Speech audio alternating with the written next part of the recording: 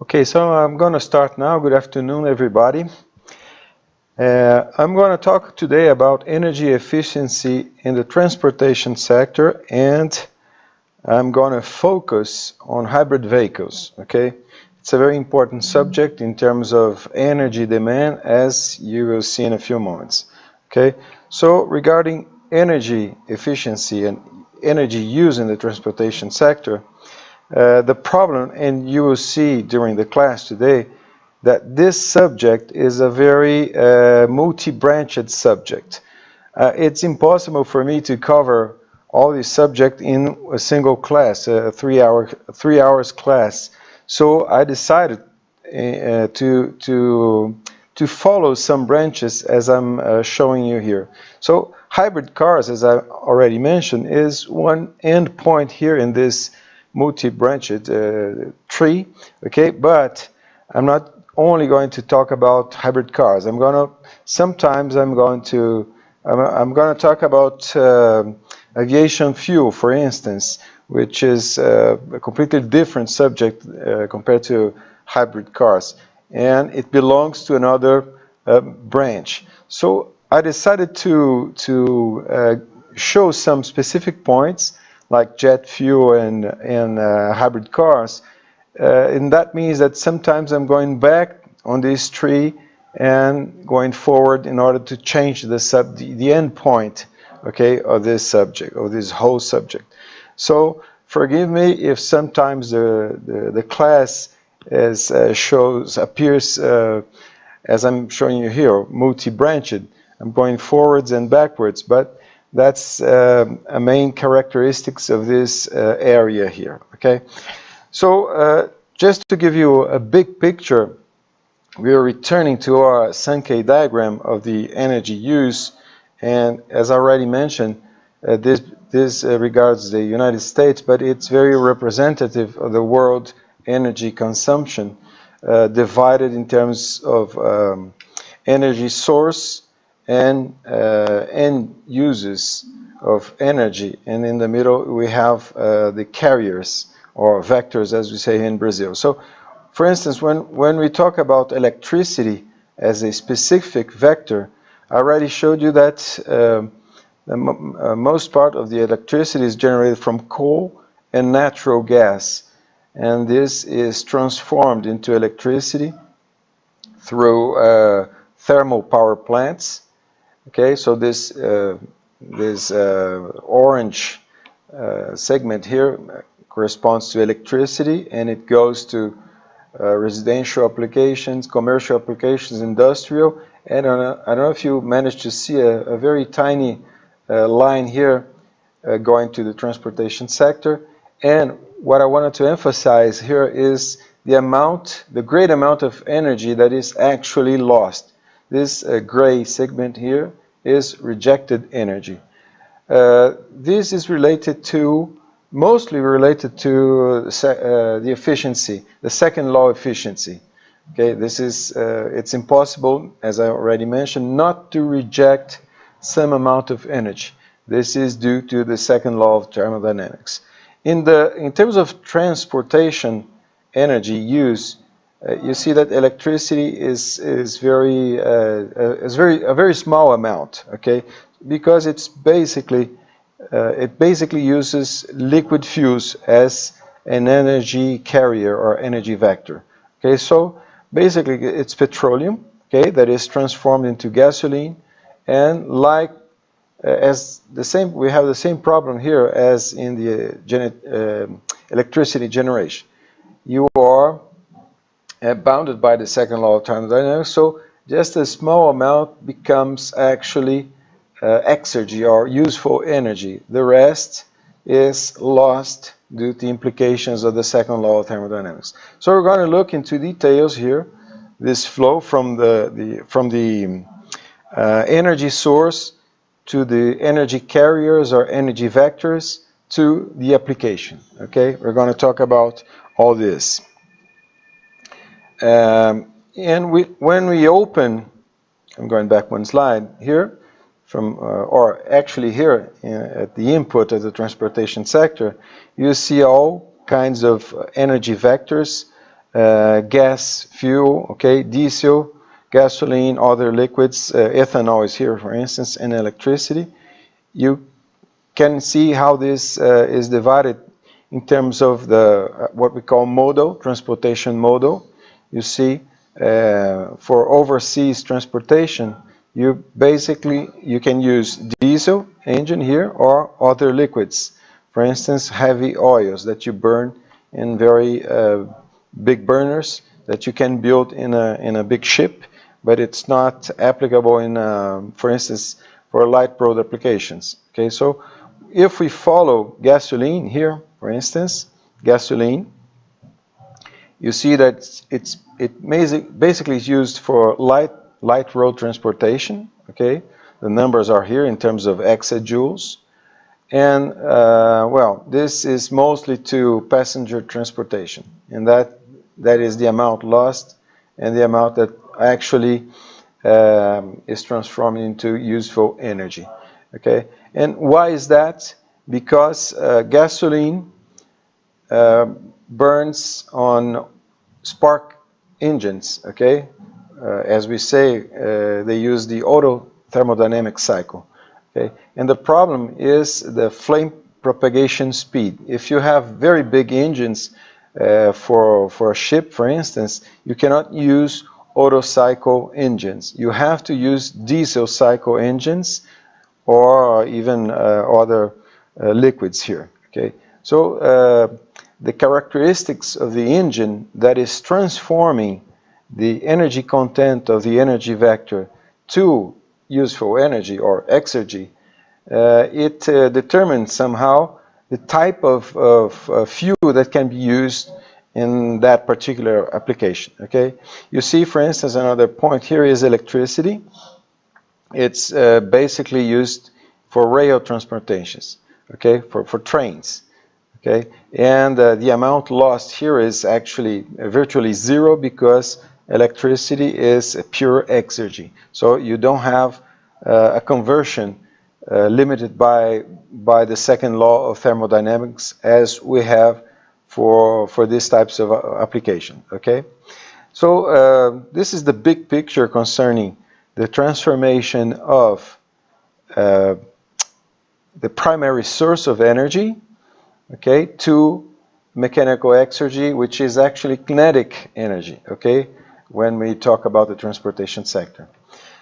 Moving forward, another point here is that when we talk about energy efficiency, you have to specify in terms of what. Also, this is a very multi-branched subject, and we're going to focus on two aspects of energy efficiency. We're going to focus on in terms of energy demand per modal of transportation, okay, and also in terms of greenhouse gases emissions, okay, or as we say, the environmental cost of that transportation technology working or using a particular kind of fuel. Okay, we're going to focus on those two subjects during the class today. Still in this big picture, let's talk a little bit about the historical content and geopolitics of energy regarding the transportation sector.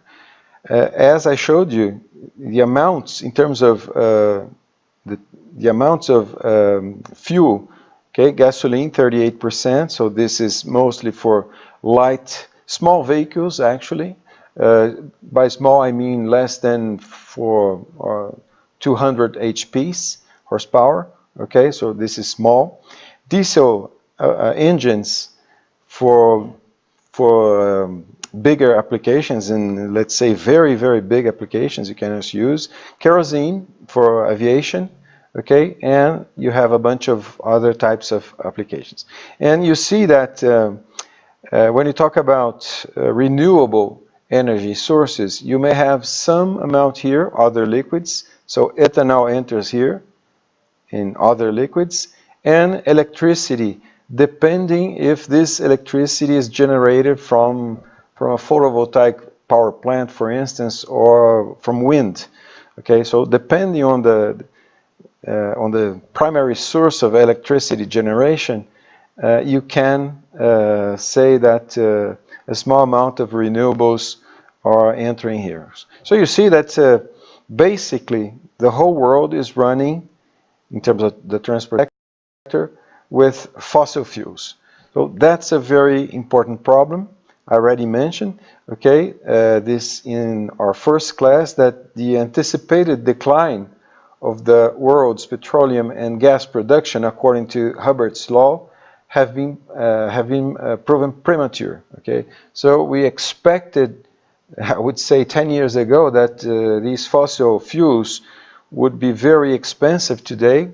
Okay, and this would enable the other fuels produced from renewable sources. This did not happen.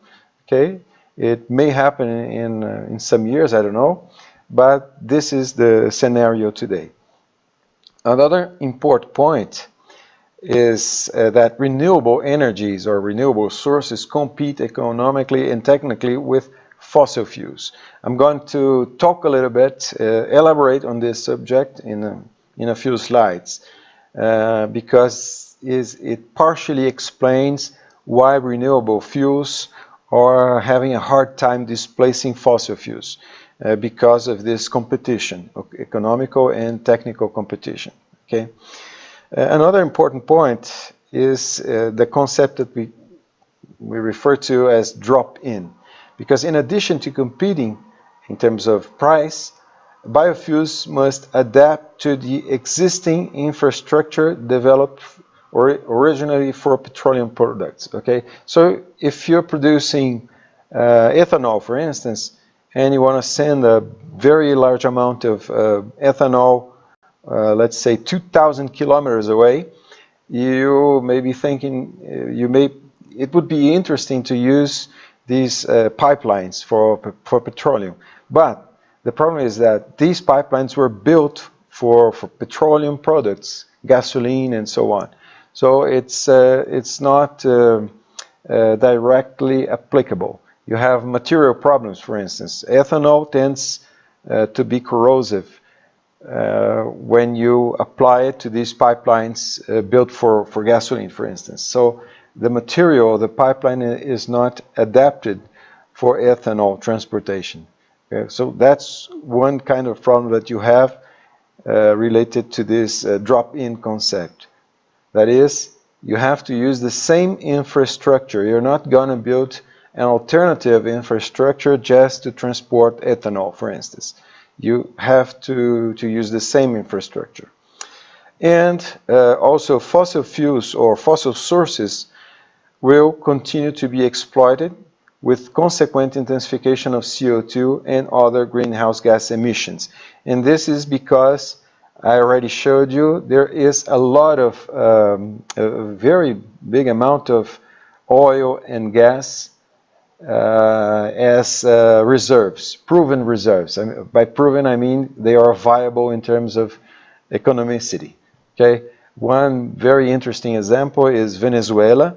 Okay, in Orinoco Bay, you have another Saudi Arabia waiting to be exploited in Venezuela. Also, I'm sure you heard about shale oil and shale gas in the United States, and also about these sands in Canada that they also have a very big amount of oil. Okay, so this is the amounts are big. They are cheap, they are viable, because now we have technology to exploit these reserves, and it is possible to anticipate that these fossil sources will continue to be exploited. Okay, so that's the problem, okay, that we have. And this point here, that fossil sources will continue to be exploited, puts some importance in CCS techniques. Okay. Because these emissions will intensify. Okay, moving forward, let me try to characterize the whole sector in a graph.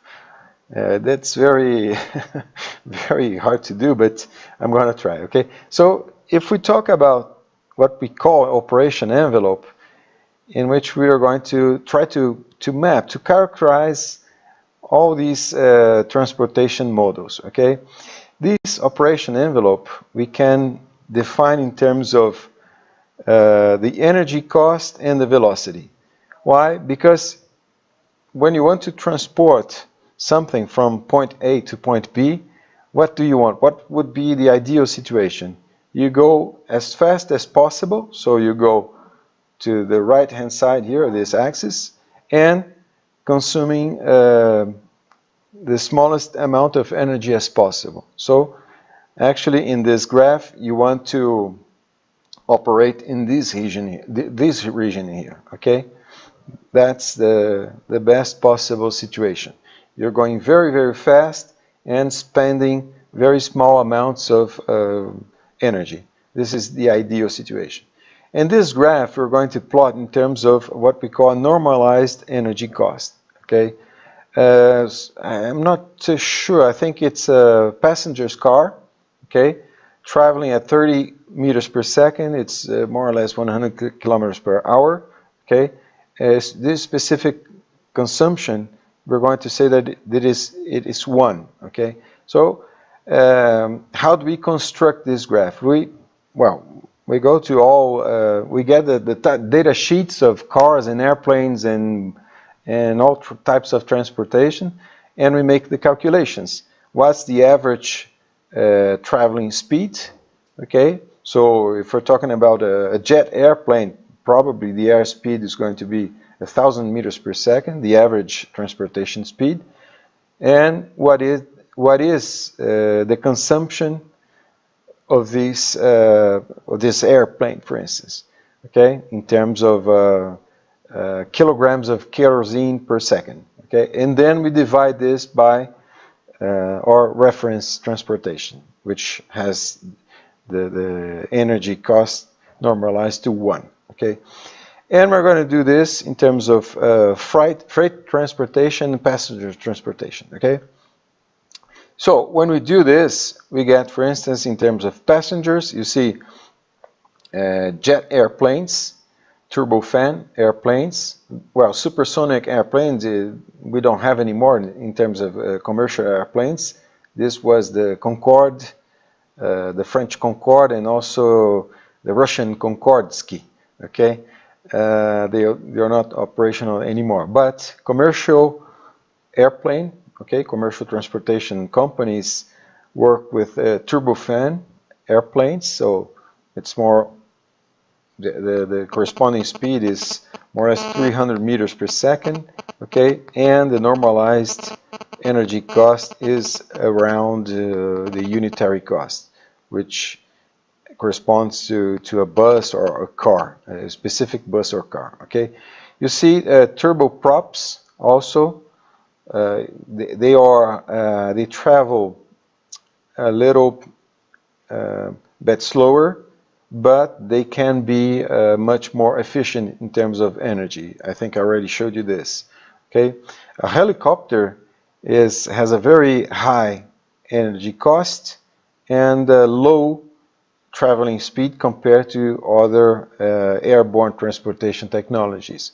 Okay, cars, by cars I mean passenger cars, individual cars. Okay. Buses, trains, and, well, bicycle here, just to give you a reference. So bicycle consumes a lot less energy.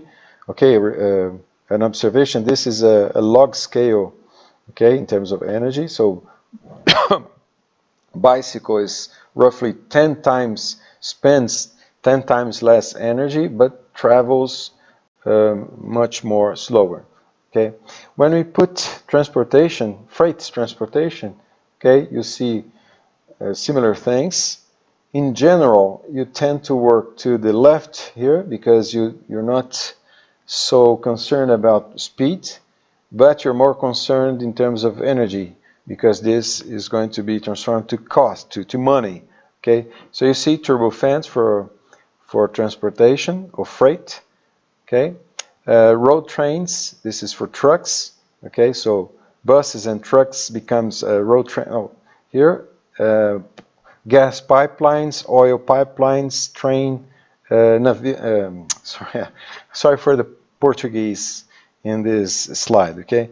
And ships, container ships, and tanker ships for transportation of liquid products. The point here in this graph is that I mentioned that the idea would be to work here in this region. And you see that there's a void here. You don't have all these regions here correspond to actual applications, okay? So those are data that you get from the suppliers. If you want to buy an airplane, you go to Boeing and ask for the speed and consumption, and you get a point in this graph, okay? So these are actual data. They were compiled by these people here, okay? And my point here is that you get a void. You see that there's a void here. Why is that? Why there's a void here in knowing that this would be ideal to work here? This reflects, actually, I'm going back a few slides. This reflects, here, this situation here. You get useful energy, but you have a lot of waste energy, okay? And this is impossible not to reject some amount of energy due to the second law of thermodynamics. So this is a manifestation of the same problem, okay? This void here is a manifestation of this efficiency. It's impossible to travel very fast and consuming very small amounts of energy, okay? You don't get something for nothing. So there's a void. This is a natural. It is natural that you have a void here. It's a consequence of conservation of energy, but also of the second law of thermodynamics. And these, you can also identify, in addition to this void, you identified a kind of a frontier here, okay? This frontier actually works as a Pareto frontier, okay? That means that there are some transportation technologies that are already optimized in terms of energy cost and speed, okay? So it is possible, possibly it is impossible to get better than this situation here, okay? So you see already in terms of airplanes for passengers, okay, the tendency here is to become very, very big. Why is that? Because the main influence on the cost, operational cost of this machine here is drag, aerodynamic drag, which is, so drag is proportional to, let me write this down, okay? So the drag force is proportional to the external surface area of the airplane, which is proportional to the square of the scale factor, okay? And this represents cost, okay? Cost. The amount of revenue that you get from this machine is proportional to the internal volume of the aircraft, okay? Which is proportional to the scale factor to the third power, okay? So when you increase the scale factor, okay, S, here you have costs and revenues. You see that when you increase the scale factor, costs increase slower than revenues, okay? So this is C, this is R, and this would be something, let me change a little bit here, and this is money, okay, value. So you see from this situation here that the bigger in terms of scale, the better, because you're going to get more revenues compared to the increase of cost. And so that is why you have bigger and bigger airplanes. You also have bigger and bigger ships, super tankers like this one, and super containers like this one, okay? And you also have, in terms of road transportation, what we call road trains. Here in Brazil, we already have 2 or 3 wagons, but in some places, as in Australia, for instance, you may have 10 or 12 wagons in this truck here, okay, being pulled by the truck here. So the tendency is mostly explained by this situation, okay, and the fact that we already have very big airplanes and very big trucks and very big ships is related to this limit, multi-objective limit here, or what we call Pareto frontier. Okay, so the point is, given this scenario that I just depicted to you, the question that arises is this one: will biofuels displace fossil fuels in the transportation sector, or what it takes for biofuels to displace fossil fuels in the transportation sector? Okay, so we're going to elaborate this question along the class today, and as I mentioned in the beginning, it's a very multi-branched subject, so I'm forced to sometimes to focus on specific points, sometimes to take a few steps back in order to focus on another point. Okay, we're going to try to elaborate this during the class. But first, another guideline of this class or this strategy is the saying by Sun Tzu. Okay, The Art of War. He published this book, and there are some points here that I want to emphasize. His saying is that if you know the enemy and yourself, by enemy I mean fossil fuels, and yourself renewable fuels. Okay, so if you know the enemy and yourself, you need not to fear the result of 100 battles. Okay, if you know yourself but not the enemy, so if we know a lot about biofuels and renewable fuels but nothing about fossil fuels, for every victory gained we will suffer defeat, okay, because you don't know things about petroleum, okay? And if you know neither the enemy nor yourself, you better go home, because you will lose every time. So I'm going to try, that's a very comprehensive subject, I'm going to try to be here, to satisfy this, to show you, to talk about ourselves, I mean, to talk about renewable fuels, but also I'm going to talk a little bit about fossil fuels. Okay, I'm going to try to accomplish this. So, will biofuels displace fossil fuels in the transportation sector? Well, let's see the transportation sector. So, how is the scenario today? So we have, in terms of applications, okay, we have motorcycles and small vehicles, I would say, okay, 23%. This is basically gasoline or ethanol. So if you want to produce renewable fuel, you have to look at the application. So for the Otto cycle engine, you may produce ethanol or something similar that runs in a spark ignition engine, okay? Or you can try to produce kind of a biogasoline, okay? But you can also use these fuels for light trucks. But for heavy trucks and other heavier or bigger applications, you're going to have to produce some kind of diesel or fuel for the diesel engine, okay? So heavy trucks, 23%. Aircraft, aviation fuel, that's a very important application. It's only 8% in terms of the total here, but it is a very specific application. I'm going to elaborate. I'm going to show you what it takes in order to produce a renewable source for this kind of application. It's a very, very, very interesting challenge here. Okay, so you also have ships and so on. Okay, so we want to, let's say, produce fuel for Otto cycle engines.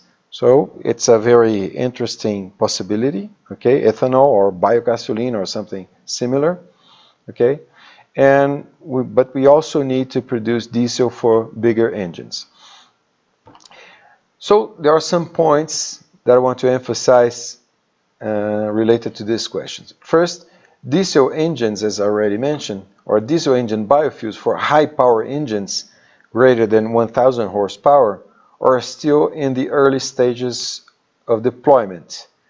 okay, mainly due to feedstock issues, because we don't know, we don't have a good source of lipids actually in order to produce biodiesel. We don't have a good source of lipids that does not influences food prices, for instance. So if we make biodiesel from soybeans, it's going to somehow to connect to the price of oils used for cooking, for instance, or for the production of animal feedstock also. So you see that this is not desirable actually. Okay, you let these communications happen. Okay. Another point is that biokerosene for the Brayton cycle. Okay, so these engines run based on Brayton thermodynamic cycle, is still in the process of technological development associated with its certification as an aviation fuel. I'm going to show you this, the conversion routes, and also what it takes to certify a specific biofuel for aviation application. Okay. Another point is that industrial processes of biomass conversion to biofuels for auto engines must evolve to TRL 8 to 9. We have already, I mean, second generation ethanol here, okay? Mostly. This statement relates to second generation ethanol. Because here in Brazil, we have, in Brazil we have a very mature industry, first generation ethanol production. It's very mature. It's certainly TRL 9, but in terms of global applications, you cannot scale that up. Why is that? Because you don't have sugarcane everywhere in the world. Okay, so you need, in terms of global applications, you need a source of biomass to produce bioethanol, for instance, and this is basically based on second generation technologies. Okay, agricultural residues and so on. So it's still, we have some applications I already showed you, but they have well, they have to mature a little bit more because they are not competitive in terms of their economicity. Okay, and also in terms of robustness of the process of the machines and equipments and processes related to the second generation bioethanol production. They are not they perform adequately, but they are not as robust as the equipment for the production of gasoline from petroleum, for instance.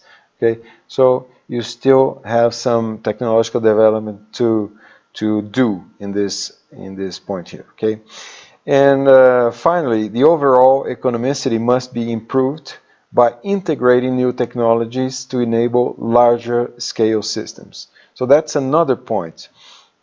When you compare gasoline from petroleum, when you compare that with ethanol, for instance, you see that the characteristics of petroleum are so that you may have very, very, very big refineries and applications, so you can benefit from economies of scale.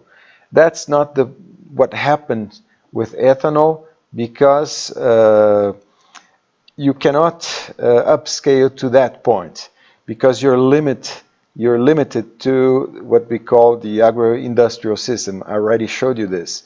Okay, so ethanol production will be always based on small refineries compared to petroleum refineries. Okay, and these small refineries are spread on the cultivation area. Okay, and this is because basically because of the costs associated to harvesting the production and taking this biomass from the fields to the central industrial unit. So these costs actually limits the size of a biorefinery based on agricultural feedstock. Okay. In terms of emissions, when we compare these applications, all these ones, This is grams of CO2 per kilometer. Okay, you see that bicycle and walking is fantastic, yeah. But well, you know, you go very very slow. Airplanes are terrible. That is why this 8% is actually very important, because this 8%, this number here, is in terms of energy consumption.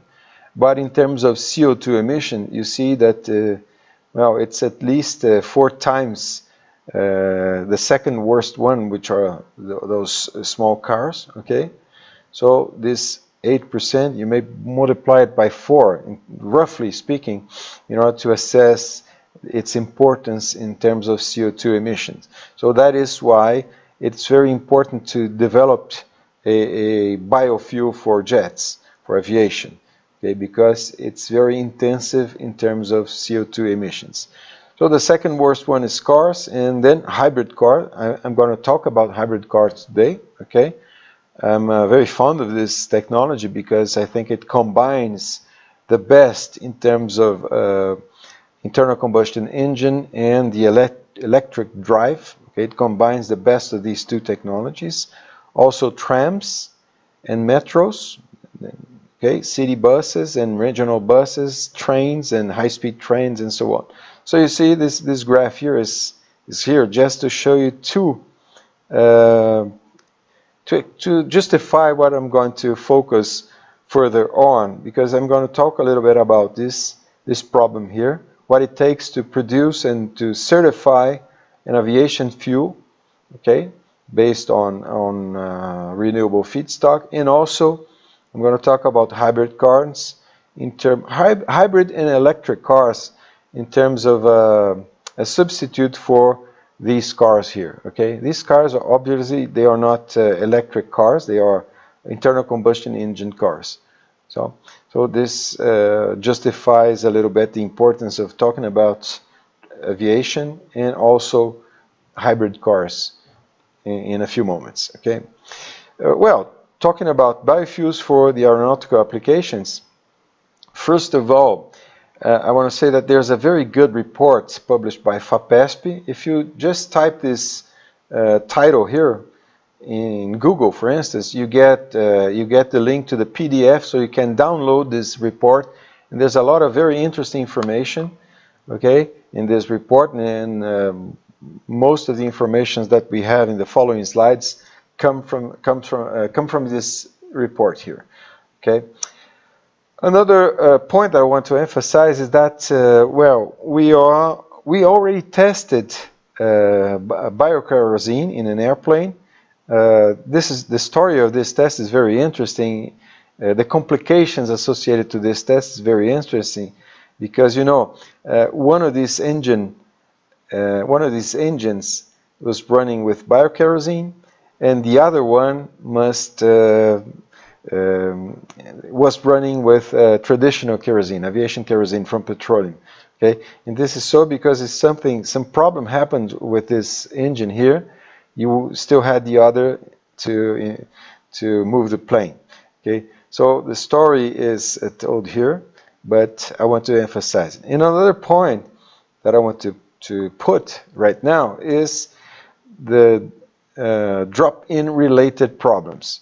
When you develop this aviation fuel, biofuel, you have very significant drop-in problems. Okay, so I'm going to talk a little bit right now. Okay, in terms of technical specifications, when you compare, for instance, comparing gasoline for cars with kerosene for airplanes, the corresponding technical specifications for the aeronautical applications are very, very, very tight.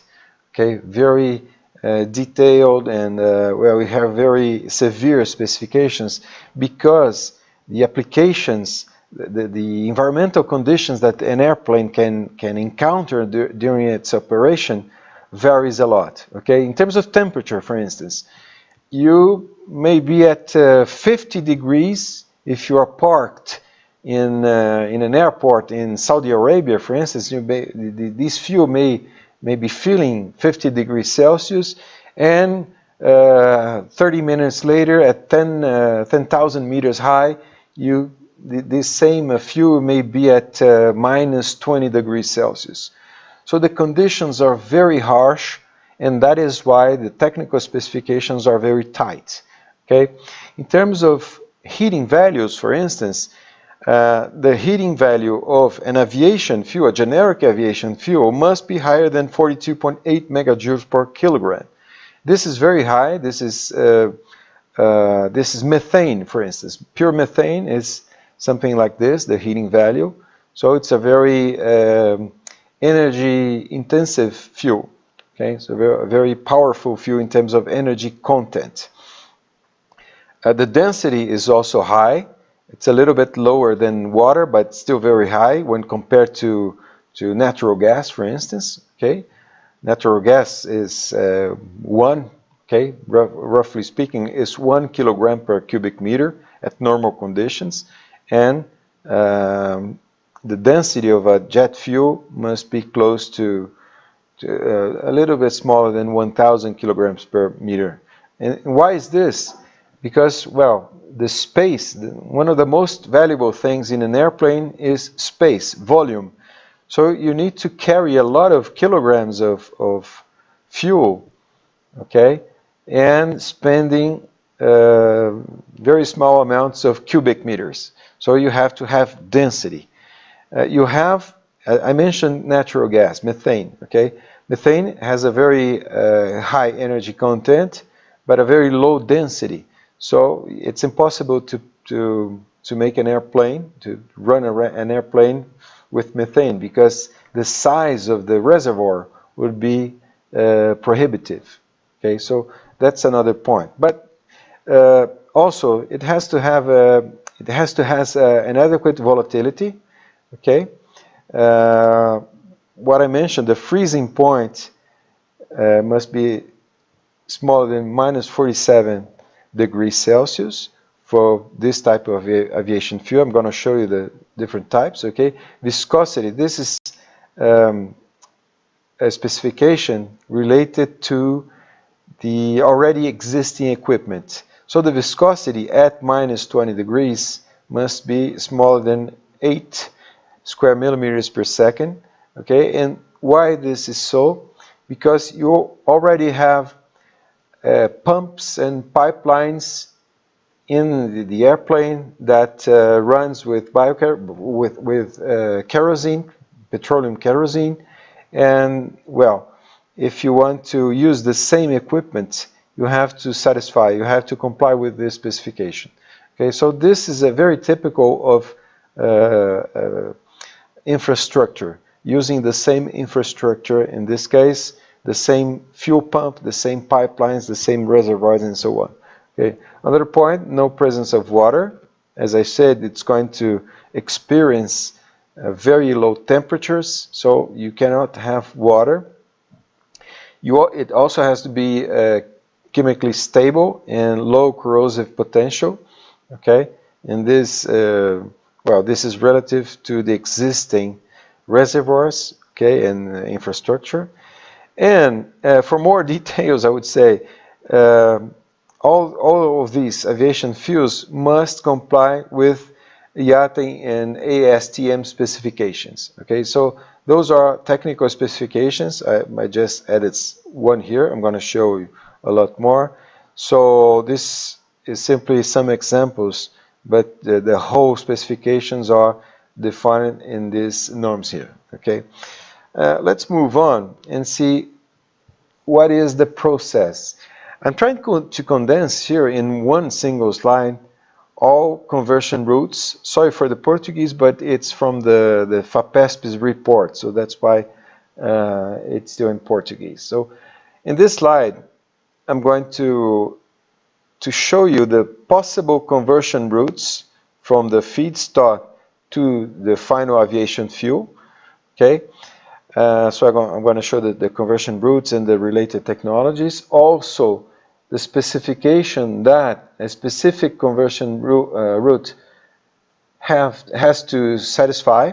Okay, and also the types of tests that you have to pass in order to qualify for this type of application as an aviation fuel. So let's for instance look at, let's see, production of aviation fuel from starch.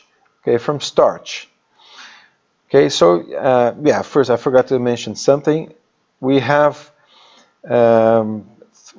roughly speaking 3 families of conversion routes: thermochemical conversion, okay, biochemical conversion, and lipids conversion, which is actually a thermochemical route, okay, but it's specialized to lipids. Okay, so let's follow some of these possible conversion routes. Okay, so starch. Well, you can, for instance, you can saccharify and ferment. Okay, so when you do this, you get sugars.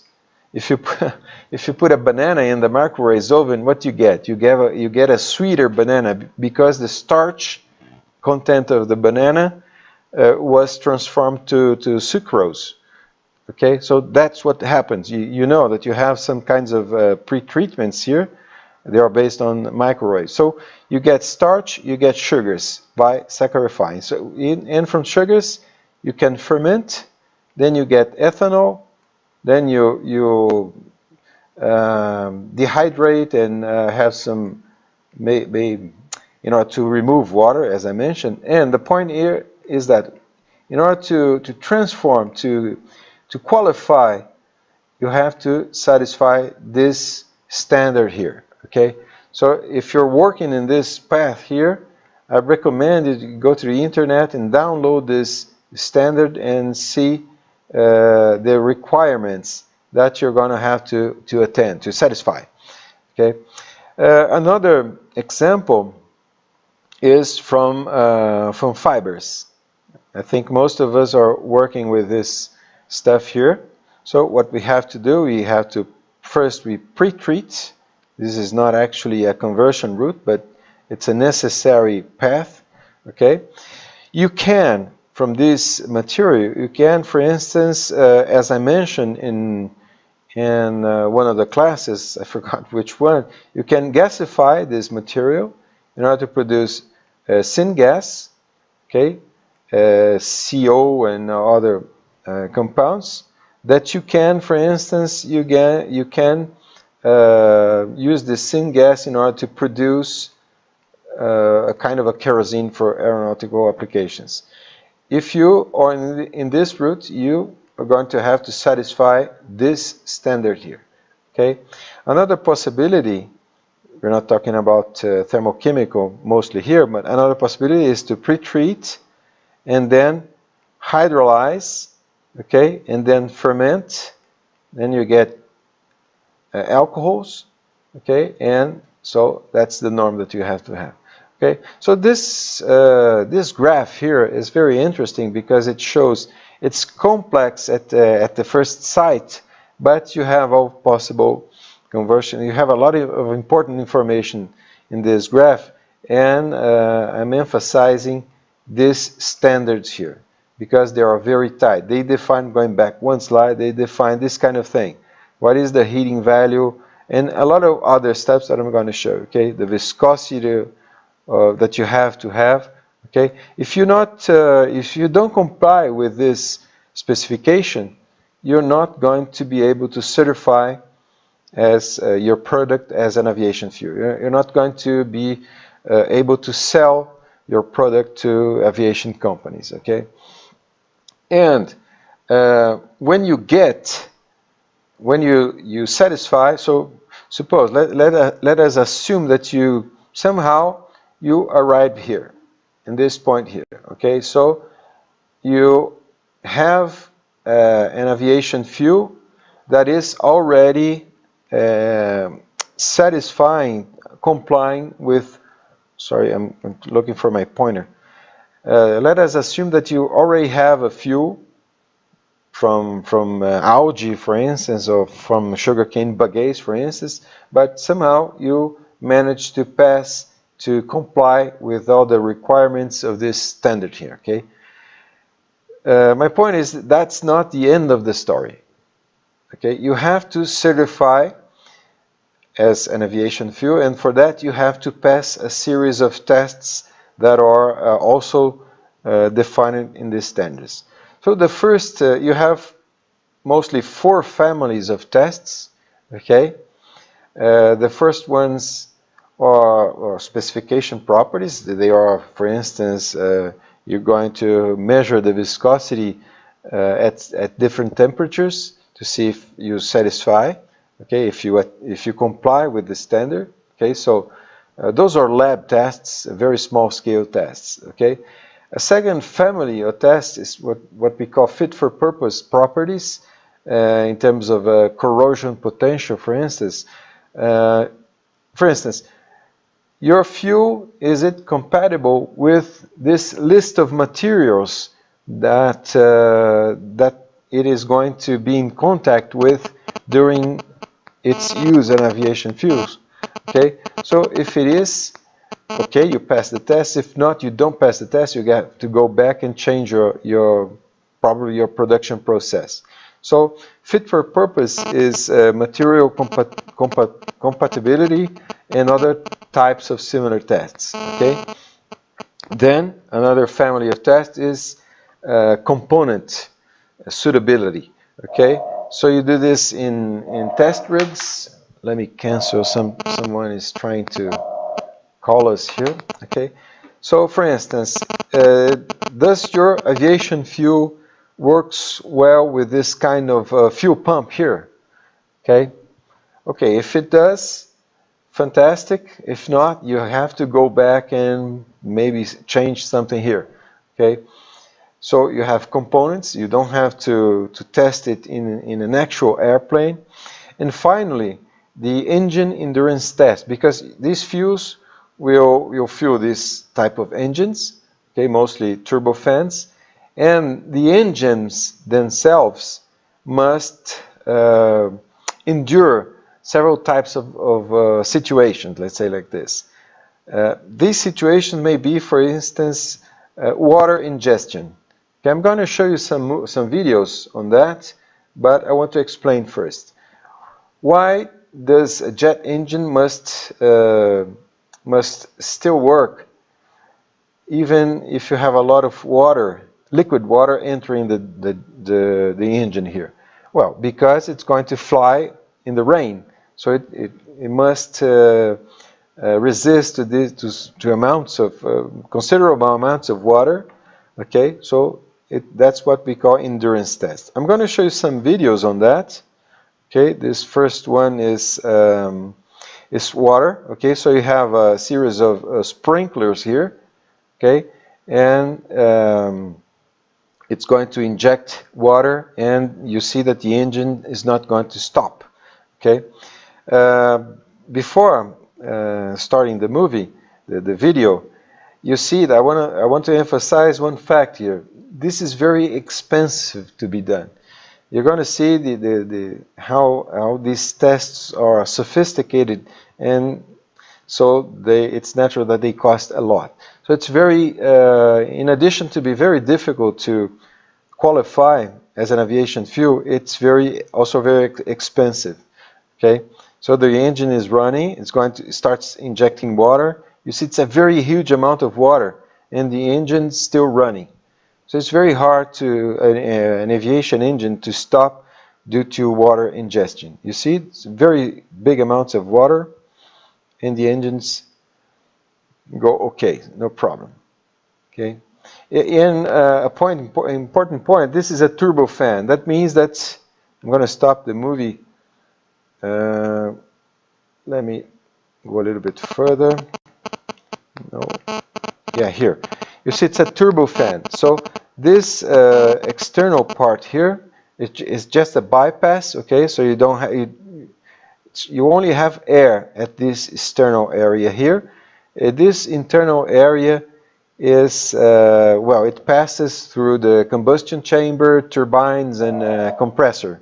Okay, so and I don't know if you observed but you see that the injection of water is done in the center part here of the engine. So most part of the water is actually passing through the engine, through the compressor, through the combustion chamber, and through the turbine. So this is a very specific tests. Another test. Let's see. This is the guy who posted this video. And yeah, this is bird ingestion tests. You see, one kind of test that you do also with the airplane's fuselage, okay, is what happens when a bird hits the plane, hits the wing of the plane, but also the engine. So one specified test is bird ingestion test. So you see that these birds are being thrown at the airplane. Okay, you see it must stand to a certain point, obviously. Okay, if you throw a cow on the end, it's gonna explode actually. You see? So that's the kind of test that the engine must endure with your aviation fuel. You have to prove that with your specific aviation fuel, the engine is not going to have problems.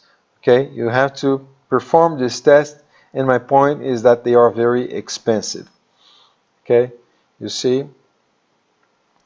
Yeah, another one, a very interesting one, is, well, this test in this particular video, the engine is going to fail, okay, because the object, the bird that was ingested, is too big, and even stopping, even exploding, it must not. It must stop in terms of mechanical parts. Its mechanical parts will stop functioning. It's going to stop, but the engine must not cut fire. Okay, that's something that you have to prove that your biofuel will stand. Okay, so just a few moments, the engine is going to explode. Okay, let's see. And you're going to see that it's going to vibrate a lot. Yeah, it exploded. So it's stopping now. The speed is reducing. It starts to vibrate. This is a kind of resonance. And the engine is okay. You have some fire here, but it's not in the engine. Okay.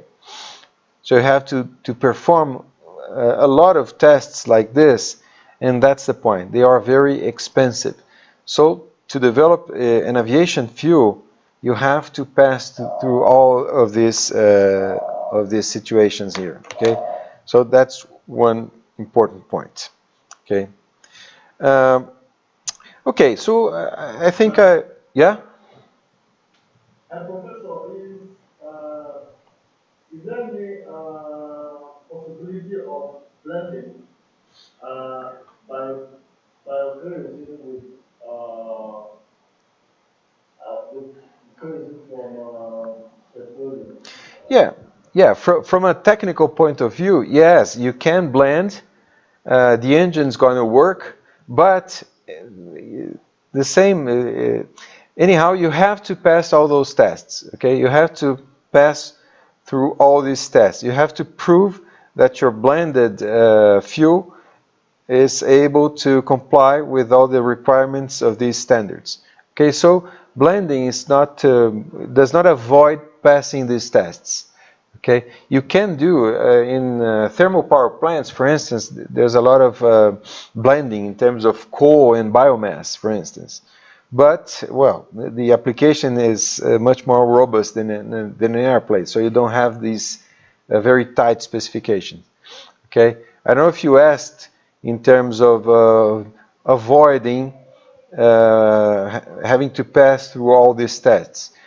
I'm not a specialist in this area, obviously, but it's sure that you even though you have a blended fuel, you have to comply with these standards here. Okay.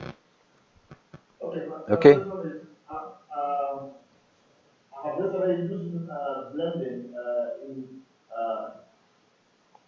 I mean, in aeroplane, is there anything like that? Or it's not yet used like automobiles? I mean, you have blending up to 30%. Yeah, well, actually, I don't know because, as I said, I'm not a specialist in this field.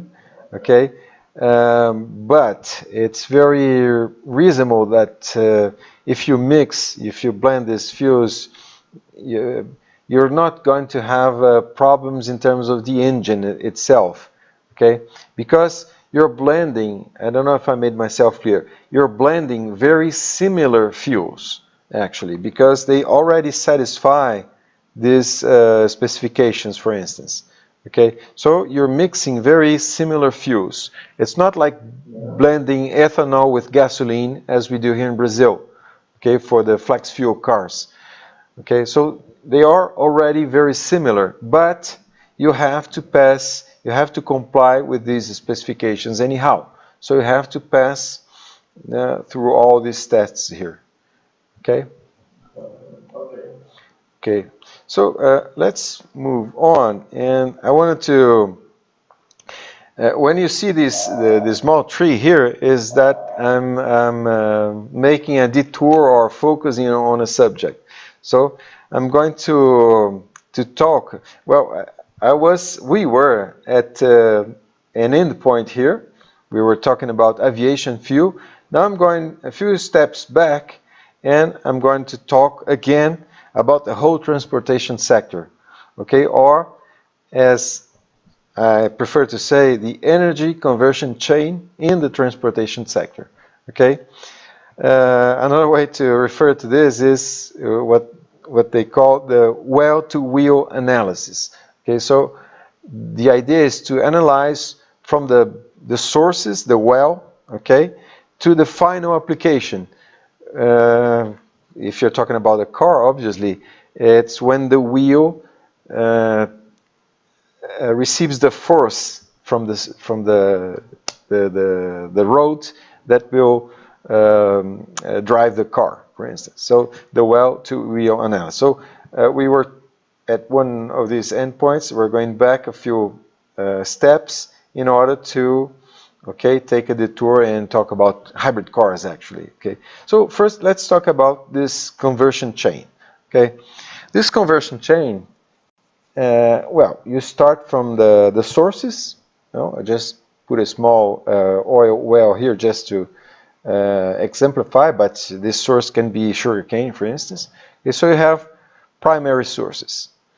Okay, so you have feedstock here. These feedstock must be converted to what we call energy carriers. Okay, so you have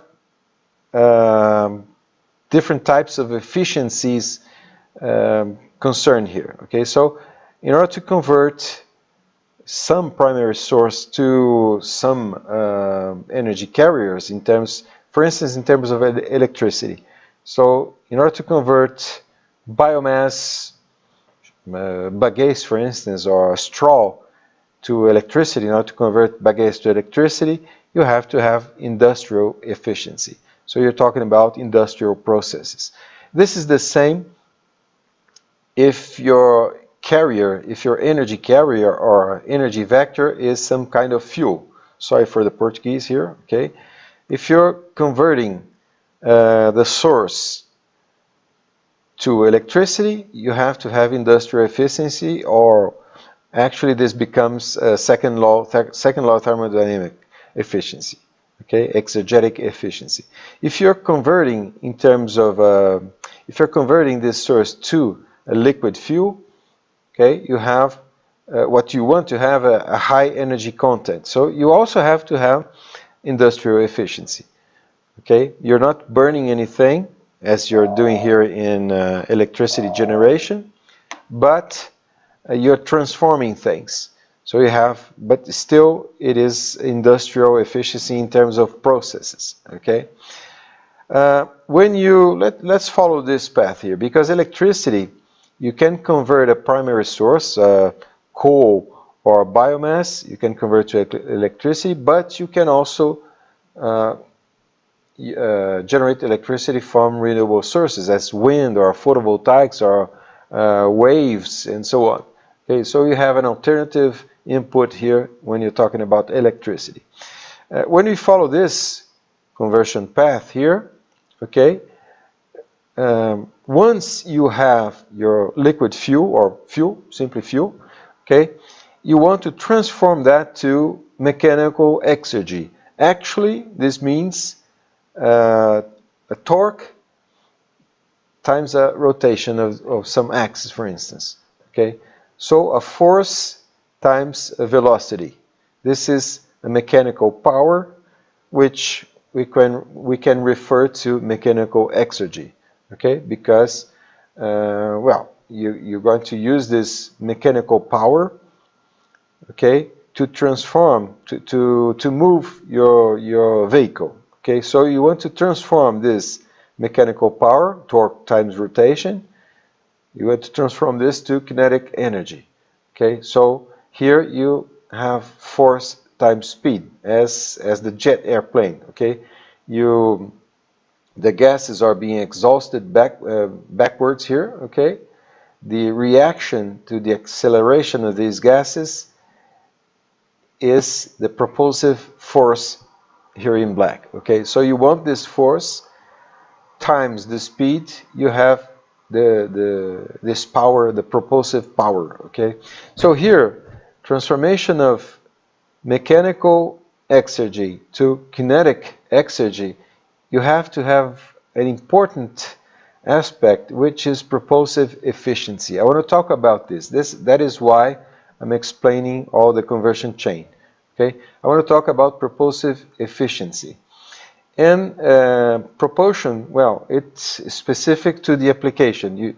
It's something different when you're talking about airplanes. It's different when you're talking about trucks and cars and trains.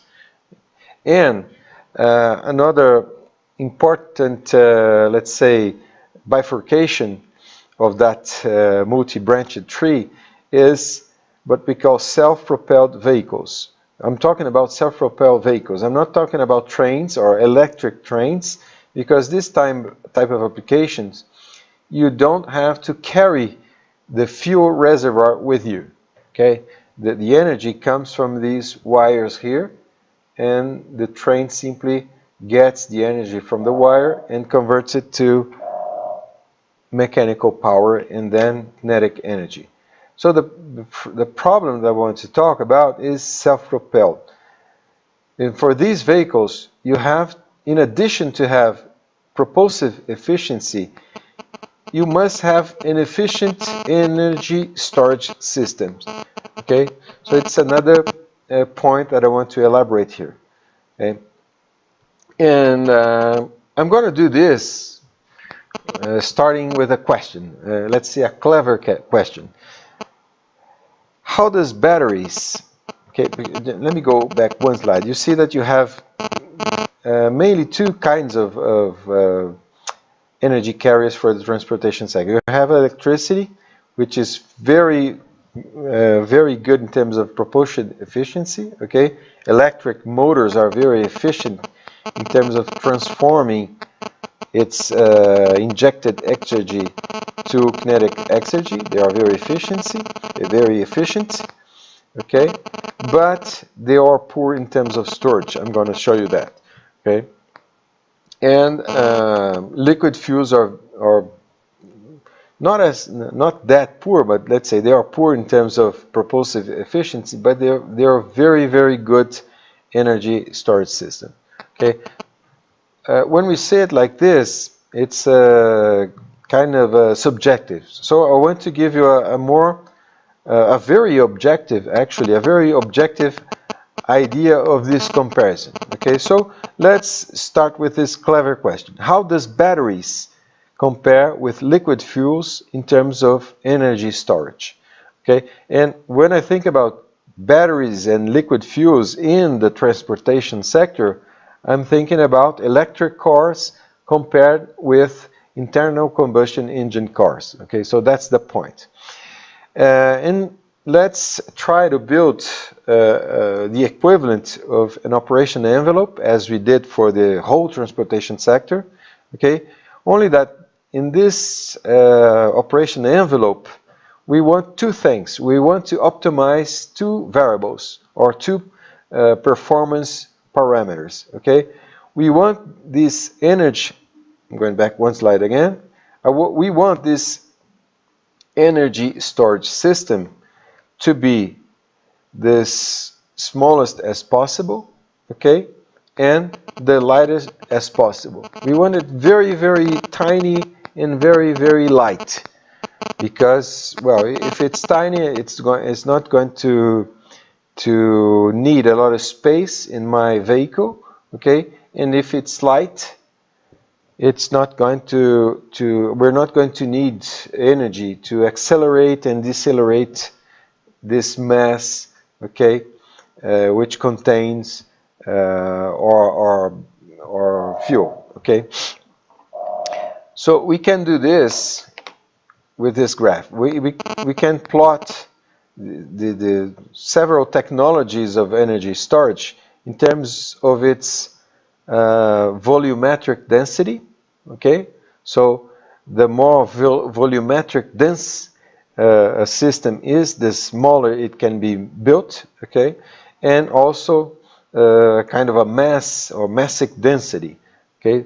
The more massive this system is, the lighter it can be in order to store a given amount of energy for our application. So what we do, the same that we did for the whole transportation sector, we go to the very multitude of energy storage system and start to plot these points here. We get this result for batteries, for electric batteries, okay. Those are different types of batteries. I'm looking for the lithium batteries. Lithium, okay, so lithium batteries are here, okay, you see. Lithium batteries, and this is the kind of number that you have in terms of its massic density, in terms of let me get my pointer here, in terms of watts hour per kilogram of battery, okay. So you have typically 200 watts hour per kilogram. You can do it by your own. You get a battery from your remote control, for instance, okay. You see the amount of milliwatts hour that it stores, okay. I don't know if this one has, probably not, because it's not rechargeable, okay. Yeah, it's not rechargeable. The rechargeable batteries, they have this information, okay, the amount of energy that it can store, okay, and if you weight this battery, you can produce this number, okay. Also, the volume. So for the same battery, you can measure the volume of this battery and produce this number. So 200 for the lithium-ion batteries, the typical numbers are 200 watts hour per kilogram and 500 watts hour per liter, okay. That's the typical application for batteries.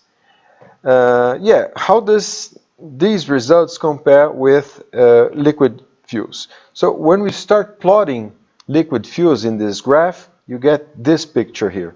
Our batteries are here and liquid fuels are here, okay. So liquid fuels are 100 times, roughly speaking, better in terms of how light they can be, of mass density, okay, and they are roughly 10 times better in terms of the size or volume efficiency, we could say it like this, okay. So actually there is still a very long way to go. If you want batteries to displace liquid fuels as energy storage systems, you have a long way to go. Still have a long way to go in order to have a comparable performance, okay, in terms of liquid fuels. So you see that the main problem associated with electric cars is actually related to energy storage, okay, because batteries are very heavy and big. That's the problem, actually. So that's the problem that you have to have. that you have to solve in order to use electricity as your driving force. Well, so this is, let's say, one point for liquid fuels, but you're going to see that the problem is not the liquid fuel, is how you convert this energy carrier, or the energy contained in these liquid substances. How do you convert this to kinetic energy in your engine? So that's where electric motors are better than internal combustion engines. I'm going to show you this. Okay. So this is why hybrid cars is an interesting solution, because you combine the best of both technologies. Okay, you combine the best storage technology, which is liquid fuels, not even gas fuels. Okay, so you combine the best energy storage technology to the best driving technology. By driving, I mean, I'm going back a few slides, sorry for this. By driving technology, I mean propulsive efficiency, converting the energy source to kinetic energy. Electric motors are fantastic for this conversion. Okay, a lot better than internal combustion engines in low-speed applications. Okay, so that is why hybrid cars are a very interesting option. And I'm going to elaborate actually a lot on this. At the end of this class, I forgot to say at the beginning of the class, we're going to make a simulation, develop a simulation in order to compare three types of car: an electric car, a gasoline car, and a hybrid car. Okay, we're going to compare three cars. We're going to simulate. We're going to simulate actually an acceleration test. We're going to compare, and you're going to see the results. Okay. Well, let's take a look at other types of energy storage systems in terms of, for instance, you can see here natural gas. So it's very, very, I would say it's very light. Okay. Okay, but it's very, its volume is very poor. Okay, that's what I was saying about. Let me erase this because it's going to pollute a lot here. So natural gas is not a very, it's a very good fuel in terms of energy content. It's actually, let's identify gasoline, ethanol, kerosene, and diesel here. Okay. So it's a lot better. It's better than gasoline in terms of energy content, but it's terrible in terms of volumetric efficiency. So that's why gases are poor solutions in terms of self-propelled vehicles. You're going to see some talk in the proper literature. I'm sure you're going to see applications related to using hydrogen. Hydrogen has a very high energy content, but there's still a gas, so it's very poor in terms of volume. You see, this is amazing, 700 bar. Can you imagine what would be a gas tank or a tank for a gaseous fuel that stands 700 bars? Okay, it's going to be very, very thick. It's the tank, not the fuel. The fuel, okay, it's okay in terms of its weight, but the tank that stands 700 bar is going to be something incredible. Okay, well, batteries are here, as I mentioned, and you also have these types of metals here, aluminium. That's why I put this picture on the left, because you have these types of powders, okay, which are very, very good in terms of both massic efficiency and volumetric efficiency. And that is why some boosters, like the booster here or the space shuttle, they run with solid fuel.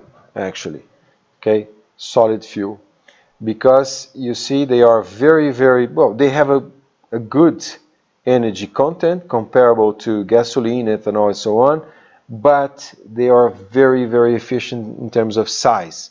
So that is why the boosters of these rockets run with solid fuel. Okay, that's an explanation for this.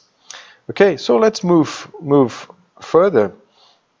Let me talk. I'm still talking about propulsive efficiency. I'm showing you right now a comparison with different engines, types of engine for airplanes.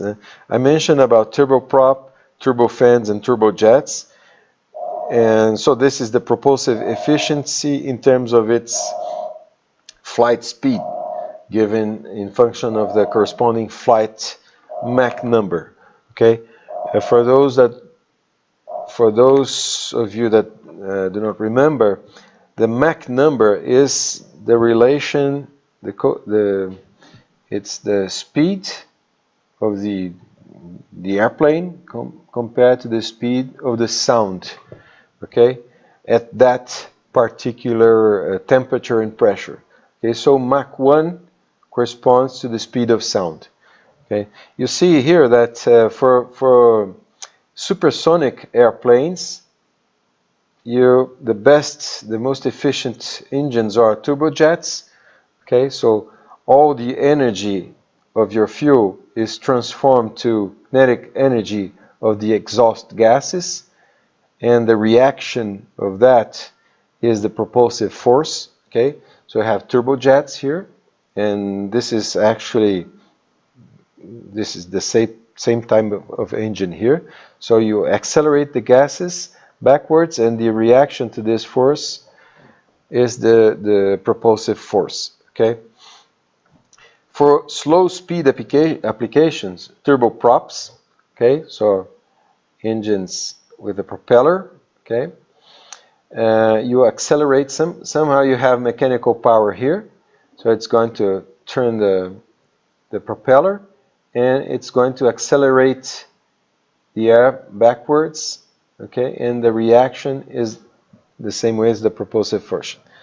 And let me erase in order to clean a little bit here. Okay, and well, the mixed efficiency here.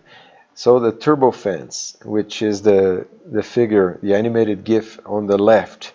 So the turbofans are the most efficient applications for low subsonic flight speeds, okay, which are speeds very typical in the commercial area. Okay, so for high subsonic speeds, turbofans are the most efficient ones, the most efficient engines for this application. A turbofan, you can see it here. You see this, let me get my pointer. It's kind of a hybrid engine, actually, because you have some amount of propulsion you get from the jet here. You see, this is the intake. Here you have the compressor, the combustion chamber here, and the turbine. The turbine produces power for the compressor and also for the fan outside here. But you still have gases at high speed here. So let's say 50% of this engine is kind of a rocket engine or a turbojet. Okay, but the other 50% actually is like a propeller. So this external part here works as a propeller. As you can see, the air is simply accelerated, but it's not heated due to the fuel here. So it's like a propeller, and the external air is being accelerated, so you still have some propulsive power from this 50%. So turbofans are a combination, a kind of a hybrid engine, a turboprop combined with a turbojet. So that's the analogy that I'm making. Hybrid cars and turbofans, because they combine the best qualities of two different kinds of applications here.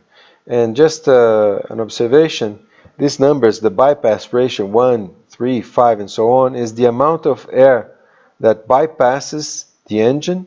Okay, so 5 means that you have 5 times more air bypassing the engine than you have air passing through the engine. Okay, so well, that is why most commercial jet planes work with this kind of engine.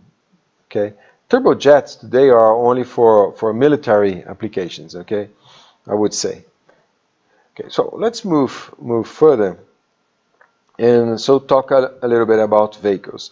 You see the tree again. We were talking about aviation fuel. Okay, we came back. Oh, go on.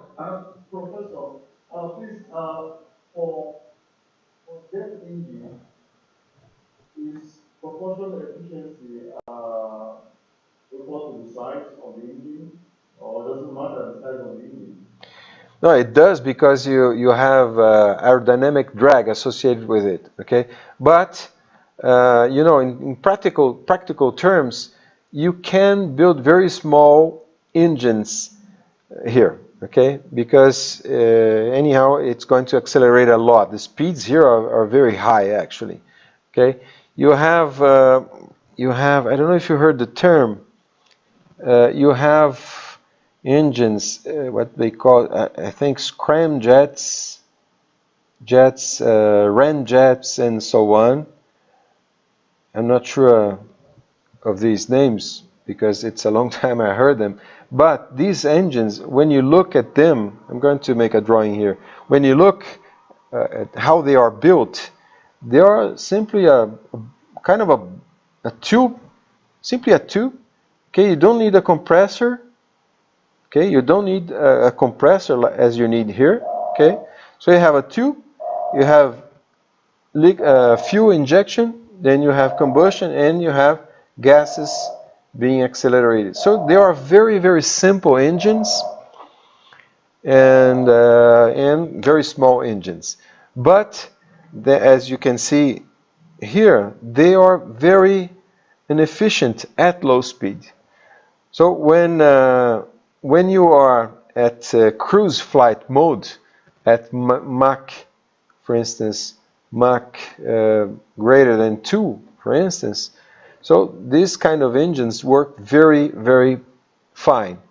But at low speed, at Mach numbers smaller than 1, they are very inefficient. So you can figure out how inefficient an airplane like this is at takeoff and landing, for instance, because you cannot land at this speed. Okay, you're going to need 100 kilometers. I don't know how to decelerate. Okay, so I don't know if I answered your question, but what I wanted to say that these engines are very simple engines actually, but well, since they are very inefficient at low speed, they are not viable for commercial applications. Okay, and that's why we saw the Concorde and similar airplanes being retired for commercial applications. Okay. Okay, so let me move on, and as I was saying, we were talking about aviation fuel, then we came back, we talked about the whole conversion chain or the whole conversion pathway, and now we're talking about propulsion efficiency, and I wanted to talk a little bit about hybrid vehicles, and that's why I made this analogy, the turbofan, which combines two different driving technologies. Okay, so the hybrid car is more or less like this, not exactly, but I want to elaborate a little bit on this. Okay, so let's see what actually is a hybrid car. Okay, so a hybrid car, actually, the problem is that well, it's more complex than the analogy that I made, the turbofan. Okay, actually, you may have several different what we call topologies or architectures of a hybrid cars, or several kinds of combinations that you can, and each one will bring about a different family or hybrid car. I want to show you this. Okay, so a typical one. This is a concept model from BMW. So you have an internal combustion engine here. Well, those are the actual specifications. A 300 kilowatts internal combustion engine. Okay, and you also have an electric motor, 15 kilowatts. Okay, and I want to show you why the power of the electric motor is much smaller than the power of the internal combustion engine. Why is this? Again, you don't need to have this situation. You can only have, for instance, there are some cars that use only an electric motor, okay? But I'm just giving you an example. But this one is very good because it has all the basic components of a hybrid car, okay? It's going to become more clear in the next few slides, okay? Just to explain the parts here. I think I'm going to zoom here, okay?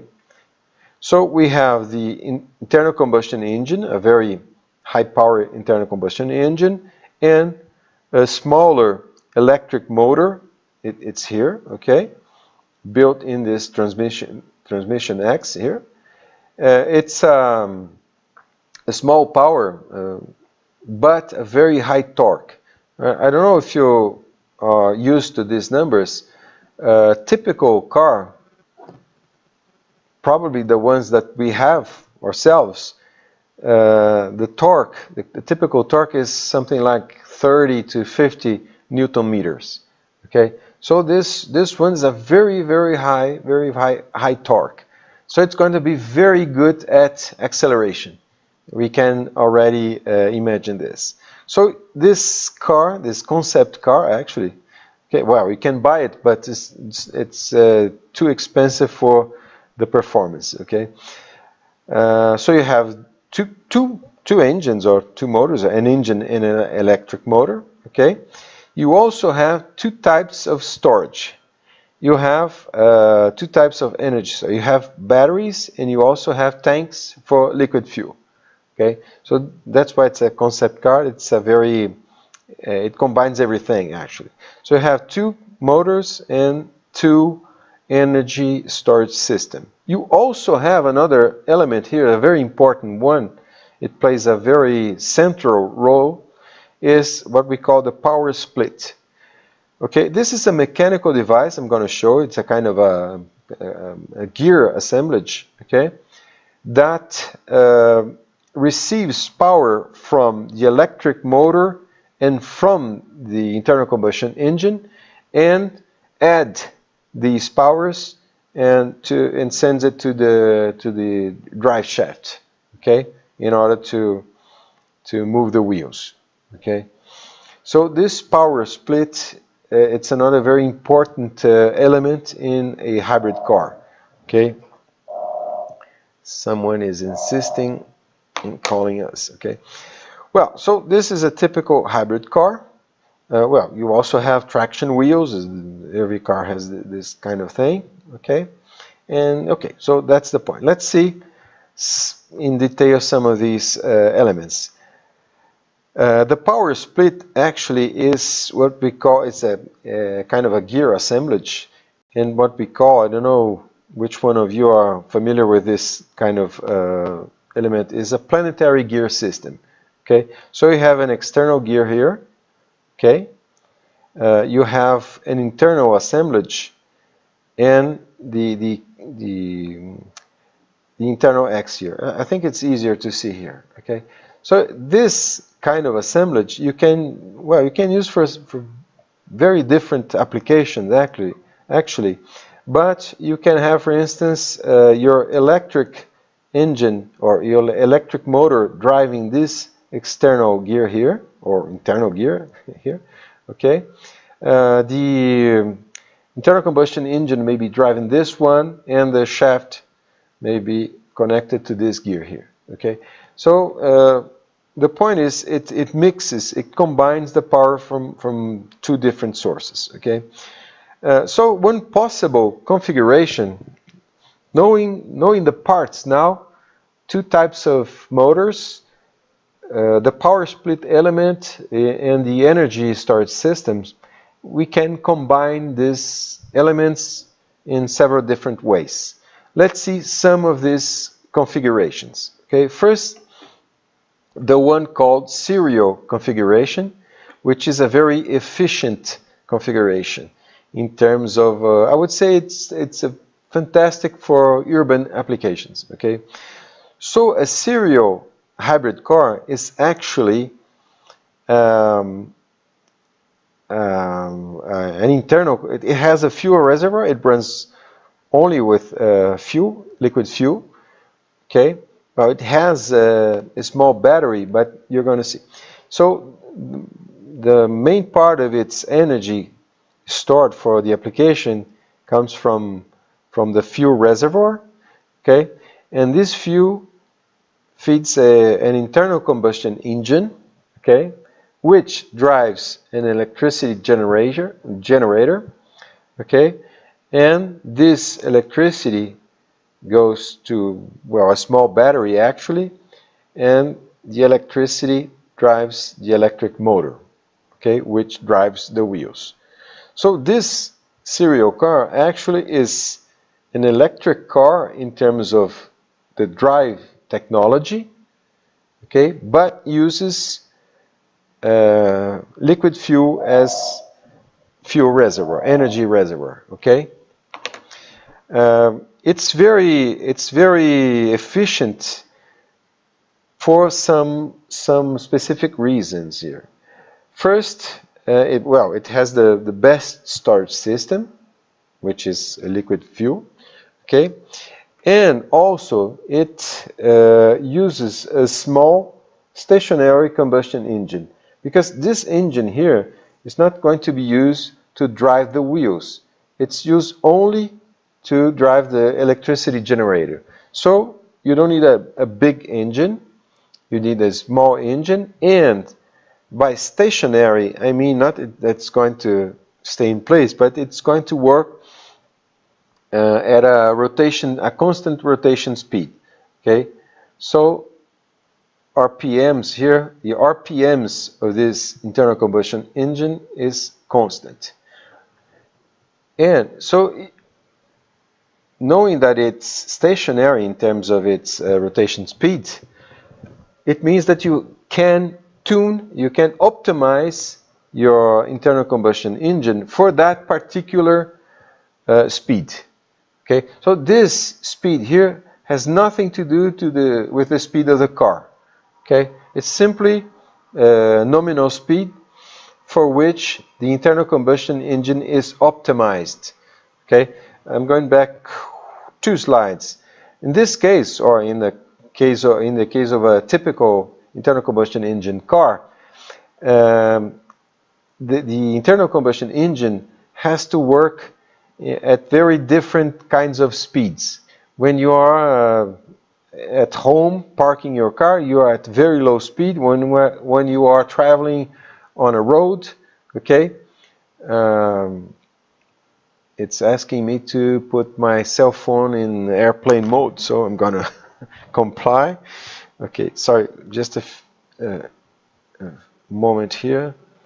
Okay, airplane mode. So I was saying that for a typical car, the internal combustion engine has to work at very different speeds. So you cannot optimize the engine for a single rotation speed.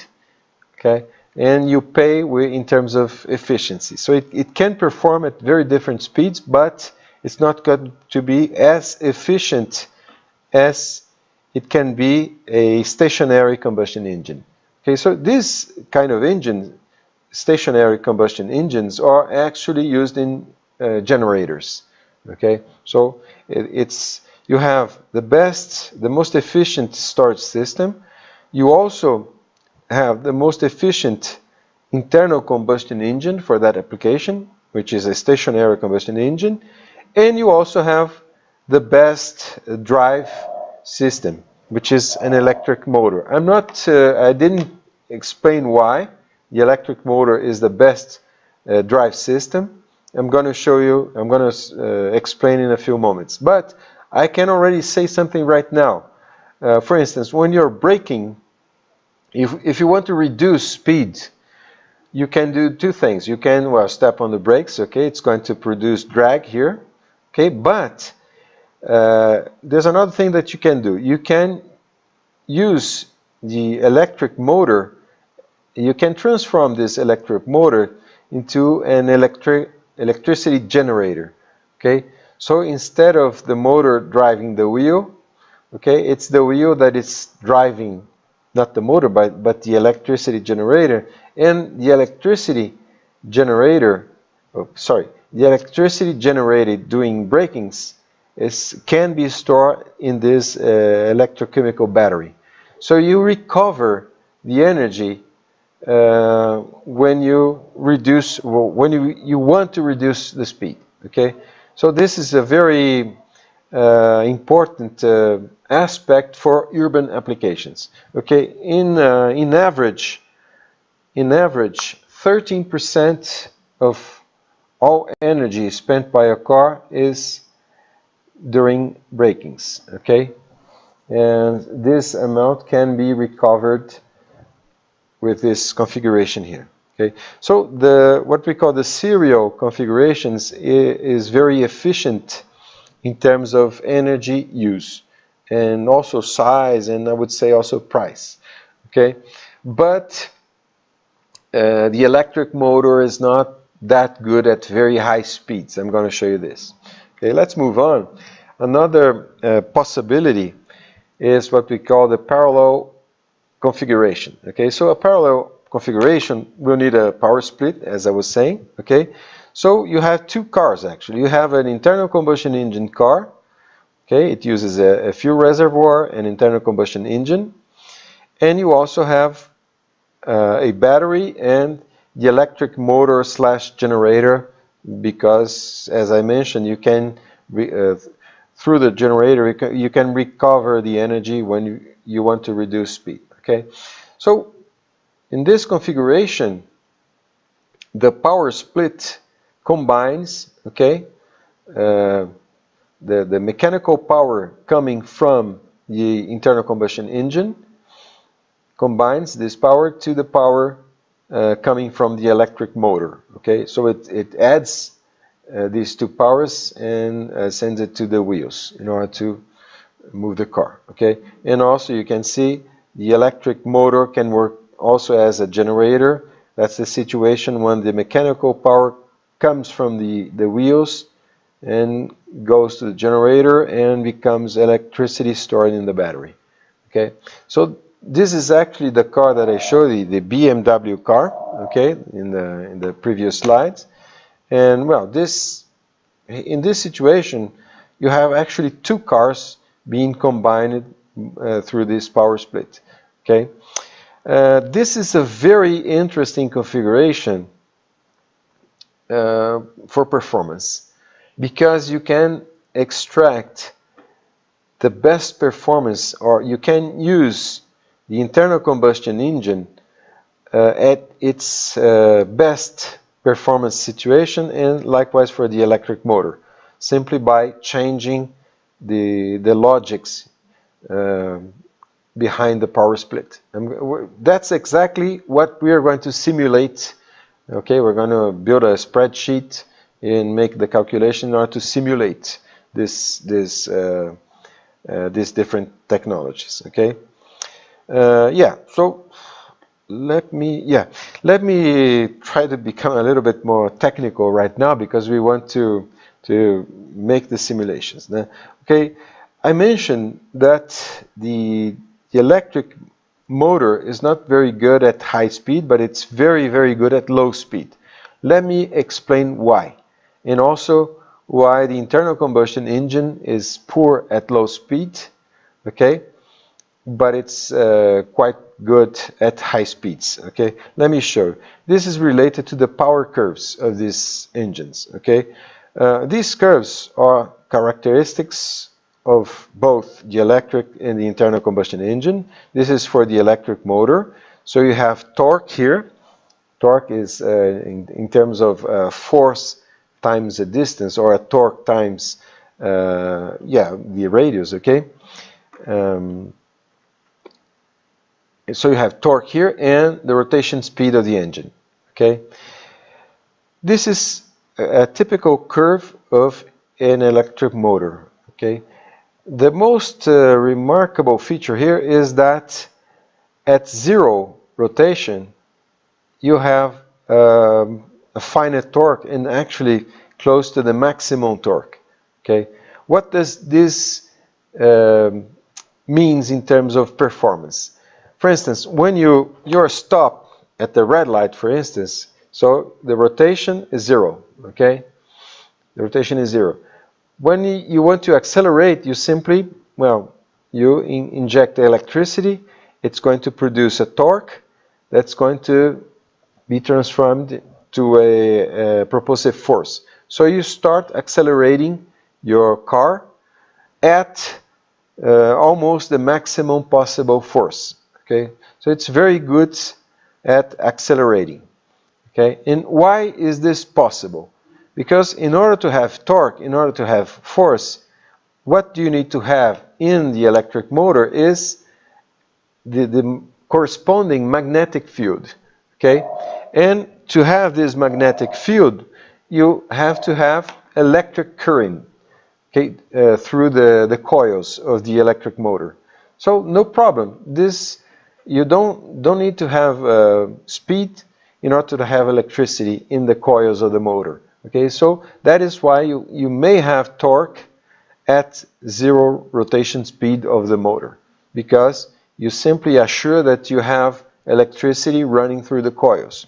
Okay, and that is why its performance, the torque, drops down to near zero at high speed, because you have a problem of the magnetic fields being detached from another. Okay, so its performance tends to drop at higher speeds. Okay, so the electric motor has this characteristic. Its torque is near to the maximum at zero speed, rotation speed. Okay, now let's analyze the internal combustion engine. Okay, its characteristic curve starts from zero, as you can see. Okay, it reaches a maximum, then it drops. Okay, let's see why it starts from zero here. Why it's zero? Because, well, in order to have torque in the internal combustion engine, you have to have what? You have to have fuel, you have to have explosions in the internal combustion engine. Okay, you have to have fuel and oxidant, air, okay, entering the chamber, then it cuts fire, then it explodes. So in order to have this, the engine must be running, okay? The speed of the car must be running, okay? And just an observation, that is why you need a clutch. For the electric car, you don't need a clutch, okay? But for the internal combustion engine, you need a clutch, okay? So if the car is not running, its rotation speed is zero. If you have a clutch, okay, you may leave the car stopped and the internal combustion engine may be running. Okay, so so that is why its torque starts at zero. Okay, then it goes to a maximum, and then it drops. It starts dropping after a certain rotation limit. Why? Because the problem here is related to the capacity of fuel and air, mostly air, not fuel, because fuel may be injected by a pump, but air, it's going to, you have pressure drops actually. Air must flow through the filters into the admission manifold, okay, and you at high speeds you have pressure drops which will hinder the amount of air that is entering the internal combustion engine. Okay, so you start having problems in terms of making the air get into the combustion chamber. So that is why it drops. But it reaches a maximum around this situation, around the given rotation speed. I'm going to use this slide in order to, I'm going back a few slides just to comment on something here. So this, yeah, here. I was saying that this internal combustion engine is stationary in terms of its rotation speed.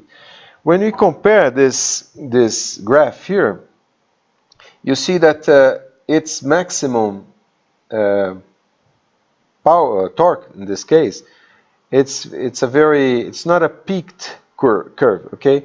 And that is why I explained that since the car is going to work at very different speeds, okay, you design an engine that produces high torques at a very wide range of rotation speed. That's related to the kind of application. When you have a stationary engine, you can develop an engine like this, something like this. You may have a very higher torque, okay, at that particular rotation speed, okay, and well, its performance will drop drastically if you're not at this speed. But in the serial configuration, the engine is stationary in terms of the rotation speed. So you can use this type of engine, which is a lot more efficient in terms of fuel consumption. Okay. Okay. So the internal combustion engine has this characteristic. Sorry, I'm just erasing something. So the internal combustion engine has this kind of typical characteristics. It's well, it starts at 0. Okay, its torque is near to its maximum at a certain nominal speed. Okay, and well, this fact here explains why we need a clutch, and also the fact that, well, it has a wide range of rotations, but it's not. We're going to see it's not enough to cover, for instance, from 20 kilometers per hour to 120 kilometers per hour. Okay, so the range of rotation is bigger than this. So that is why we're going to need gears, different gears. The electric motor does not need gear and does not need clutch, okay, but the internal combustion engine needs both of these devices. So let's see how a hybrid configuration could work with these two types of motors. Two types of motors, okay? So the power split is going to combine these two torque curves, the electric motor torque curve and the internal combustion engine torque curve. And this combination is going to follow kind of a logic, which is represented here in this graph, okay, for the parallel configuration. For instance, below 4,000 RPMs, okay, you use 100% the internal combustion engine, okay. Above, I don't know, 5,000 RPM, you use, that's the exact opposite I'm talking about, okay. So the red curve here, the red dotted curve here represents the electric motor, okay, and it's going to be multiplied by this red solid curve here, okay. The blue dotted curve represents the internal combustion engine curve, and it's going to be multiplied by this solid blue curve here, and then we add both torques, okay. This can be done through this kind of gears, okay. So let me get my pen, at let's say 2,000 RPMs, we have 100% electric motor, okay. Get another color here.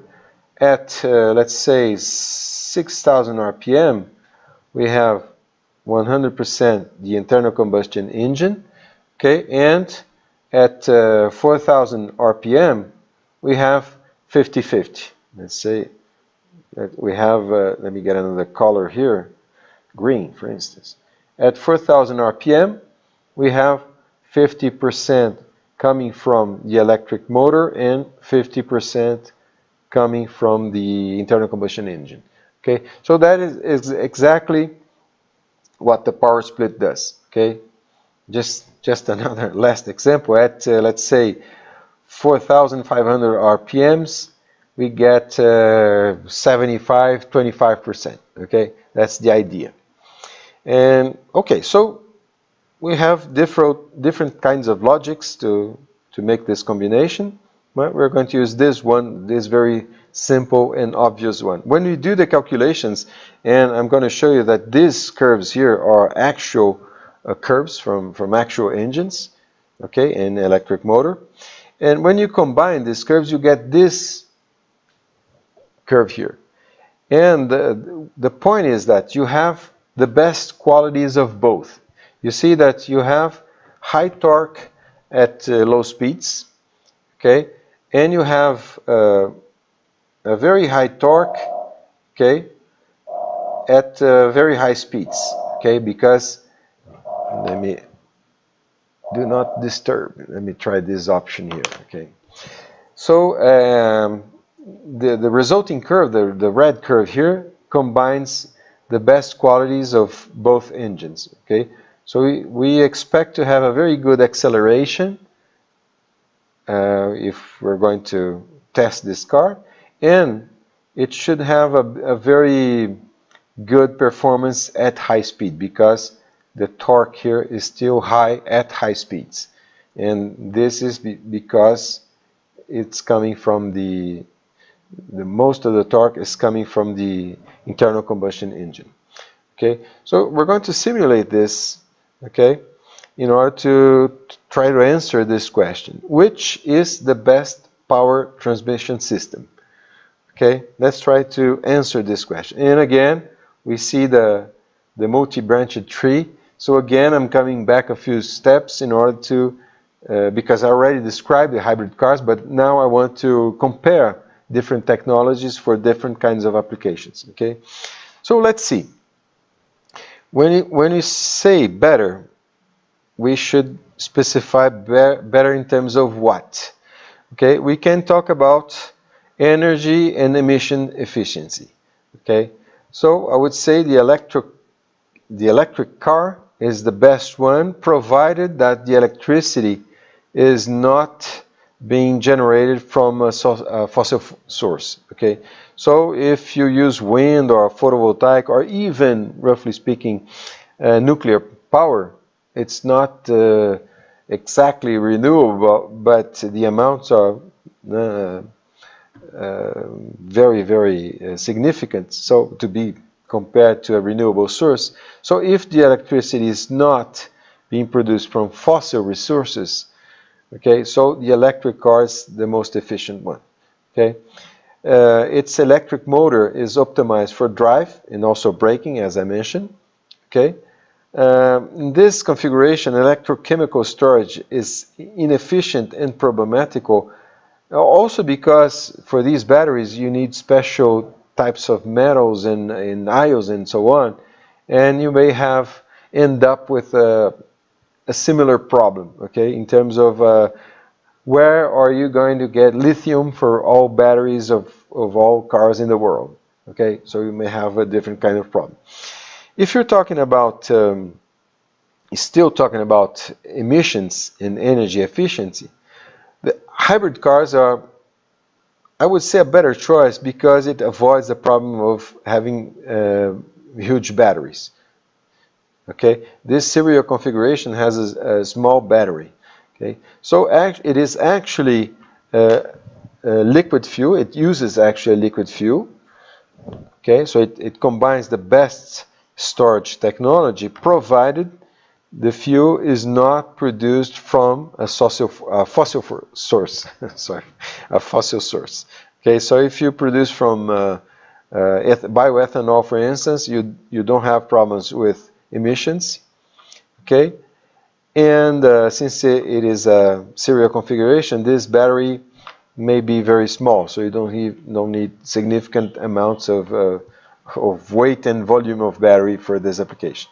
Okay, so in this configuration, we still have the electric motor, which is optimized for slow speed and particularly for intermittent application, braking. Okay, energy storage is the best is the best technology. Okay, and as I mentioned, fuel produced from renewable sources, you avoid problems related to emissions of greenhouse gases. Okay, this is, I would say, a very interesting application for urban scenarios. Okay, because, well, as I mentioned, the electric motor tends to lose performance at high speeds. But you're not supposed to be at high speeds in the cities, so it's a very good solution for cities. I don't know if you know, I know very well this in Paris. You have this Autolibs. It's like renting bicycles. Okay, you put your credit card here, and you get the electric car. And you can use it for some hours. Then you park the car again. You plug, and it charges the battery. So it's a very interesting solution for urban areas. You have the best. You don't have the problem associated with the electric motor because you're never at high speed. Okay. Yeah. Teacher, how affordable is this technology? Sorry, I didn't hear you. How affordable is this kind of technology? So I'm not understanding you. Can you repeat the question? The question is how affordable is How affordable? Okay, yeah. No, it's actually comparatively cheap in terms of the alternatives that you have in this kind of situation. Okay, in the central region of Paris, if you get a cab, for instance, a taxi, you're going to spend a lot more than if you rent this kind of car. Okay, and yeah. I saw this same system in New York City. Yeah. That gas station about electricity is free because it uses the solar power. Yeah. Yeah, there's the very interesting example. Thanks for bringing it up. My point is that the cost, how affordable, your question was how affordable. Well, depends on your alternatives. Okay. In Paris, I prefer to walk actually because I'm never working. Now I don't work anymore in Paris. Okay, I've been there several times for work reasons, but now I prefer to walk. But if I had to work, well, at the time we didn't have this kind of solution. But if you have to work and if you have to go to point A to B in Paris, I would say this is a very good solution. By car, I mean, because if you get a taxi, it's going to be a lot more expensive. Okay, and well, you also have advantages, not for yourself directly, in terms of how affordability, for instance, but you reduce the number of cars in the city, so you have less traffic jams. Okay, you reduce emissions, so you have less pollution. Okay, you have several advantages, which are advantages, but they are indirect. Okay, for yourself. Okay, so I think this is a very good solution for urban applications. The electric car for urban applications. Yeah. Could you buy this car or you rent it? No, you rent. You rent. This is exactly the same as renting a bicycle. We have this in Rio de Janeiro, in Unicamp. Unicamp, I think you have these bicycles inside Unicamp. Okay, I'm not sure. Guys from Unicamp can confirm this. Yeah. So this is an electric car. It's not a hybrid car. This is pure electric cars. Okay. The problem with electric cars are batteries. So you cannot have high autonomies with this kind of application. okay? But you're not going to travel 5 or 6 hours inside Paris, okay? You're not going to. You're not able to because it's too much cars. Okay, so it's a very good solution for urban application. Okay? Yeah, it is nice because you can rent a car. In New York, it's just the gas station, you know, Yeah. but with Hmm. electricity, Yeah. you can't buy rent a car. Yeah. Yeah, well, just to add another point, in this kind of scenarios, you have to have several types of solutions in terms of transportation. For individual transportation, you have to have a solution. For mass transportation, you can take the subway, for instance, both in Paris and in New York. It can go anywhere. But I don't know if you're transporting a cake, a birthday cake, you probably you're going to avoid the subway, for instance. You know, that's a legitimate concern. Okay. Okay, let me move on, okay? And now, I was asking which one is better. Now, depending, if you're talking about emissions, well, the parallel configuration is also interesting because, as I mentioned, if you have the primary sources not related to fossil sources, that's okay in terms of emission. Okay, and the parallel configuration is also very efficient in terms of energy use. Okay, well, let's change the focus. Now, I'm not talking in terms of energy efficiency or emission efficiency, but in terms of performance. Now, that's another bifurcation. We came back a few steps and we're going to talk about performance, comparing performance of different driving technologies. Okay, when we talk about performance, well, it's going to depend on. Yeah, you have several bifurcations here. You can have highway conditions, or I mean, high speeds, okay, or urban scenarios in which you have typically low speeds and also a very intermittent usage of your car.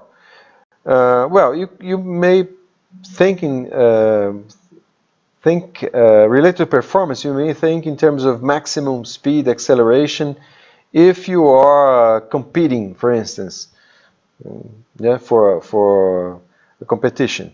Okay, so we can simulate all kinds of scenarios. Let's just for the fun, let's focus on this kind of situation. Okay, we are competing and we want to get the best performance of our car. Okay, so let's see which one is better for competing in terms of maximum speed, acceleration, and so on. Okay, so let's see. The point here is to show you how you can build a simulation, write down some equations to describe these different kinds of cars and how you can simulate a competition between these different technologies. Okay, so let's make an acceleration test with 3 different cars: electric, internal combustion engine, and hybrid.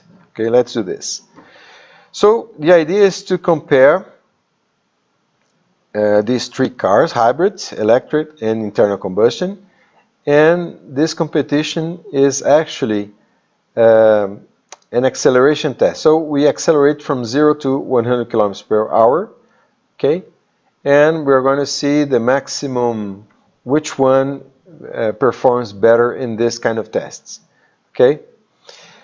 Well, another important point, a very crucial one, I would say, when you compare things, you must compare comparable things, okay, or equivalent things. So that's an important question. That brings about an important question. How is an electric motor comparable or equivalent to an internal combustion engine motor or to a hybrid motor? Okay, how can you have equivalent motors, as I'm stating here? Okay, so that's a crucial point of the class, and I'm going to show you how. Okay, so let's see some equations first. So our car is here. Okay, I have to define some parameters here and variables in order to make the simulation. This is an actual simulation. I'm going to take this car's specification is a Mitsubishi, okay, ASX. It's the wheel radius is 33 centimeters, okay. So this is the torque applied here, okay, to the wheel. The rotation is omega, and well, the wheel pushes the soil back, and the reaction to this force is the propulsive force here, okay, forward force, okay. So the relation between the speed of the car, the speed of the mass center of the car, and the rotation is given by this relation, V equals omega times R, okay.